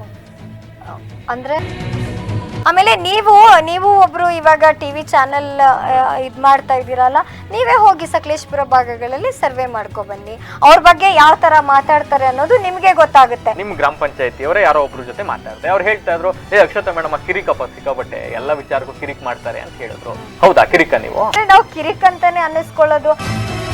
ಅವತ್ತೊಂದು ಗಂಭೀರ ಆರೋಪ ಮಾಡ್ತೀರಿ, ಅಲ್ಲಿ ಕ್ಯಾಮ್ರಾ ಆಫ್ ಮಾಡ್ಕೊಂಡಿದ್ರು. ಹೌದು, ನಮ್ ಸ್ಟುಡಿಯೋದಲ್ಲೂ ಕ್ಯಾಮ್ರಾ ಇದೆ ಮೇಡಮ್. ಆ ಕ್ಯಾಮ್ರಾ ಆನ್ ಆಗಿದ್ಯಾ ಆಫ್ ಆಗಿದ್ಯಾ ಅಂತ ಯಾವ ಮಾನದಂಡದಲ್ಲಿ ಕಂಡುಹಿಡಿಸಿ ಹೇಳಿ ನನಗೆ. SIT ತನಿಖೆ ನೀಡ್ತಾ ಇರತಕ್ಕಂಥದ್ದು ಕರೆಕ್ಟ್ ಮಾರ್ಗದಲ್ಲಿ ಹೋಗ್ತಾ ಇದೆ ಅನ್ಸುತ್ತೋ ಇಲ್ವಾ ದಿಕ್ತಪ್ಪಿದೆ ಅಂತ ಅನ್ಸುತ್ತಾ? ದಿಕ್ತಪ್ಪಿದೆ ಅಂತ ಹೇಳ್ತಿಲ್ಲ, ಅವ್ರವ್ರ ಕೆಲಸ ಮಾಡ್ತಿದ್ದಾರೆ. ಹೊರಗಡೆ ಬಂದು ಮೀಡಿಯಾಗೆ ಎಕ್ಸ್ಪೋಸ್ ಮಾಡಿದಾಗ ನನ್ನ ಅರೆಸ್ಟ್ ಆಗೋದಿಲ್ಲ ನಾನು, ಅಥವಾ ಈ ಪ್ರಕರಣ ಯಾವ್ದೇ ಪ್ರಮೇಯ ಬರಲ್ಲ ಅನ್ನೋ ಕಾರಣ ಇಟ್ಕೊಂಡು ದೂರದೃಷ್ಟಿಯಿಂದ ನೀವು ಆತರ ಸ್ಟೇಟ್ಮೆಂಟ್ ಅನ್ನ ಕೊಟ್ಟಿದ್ರಿ.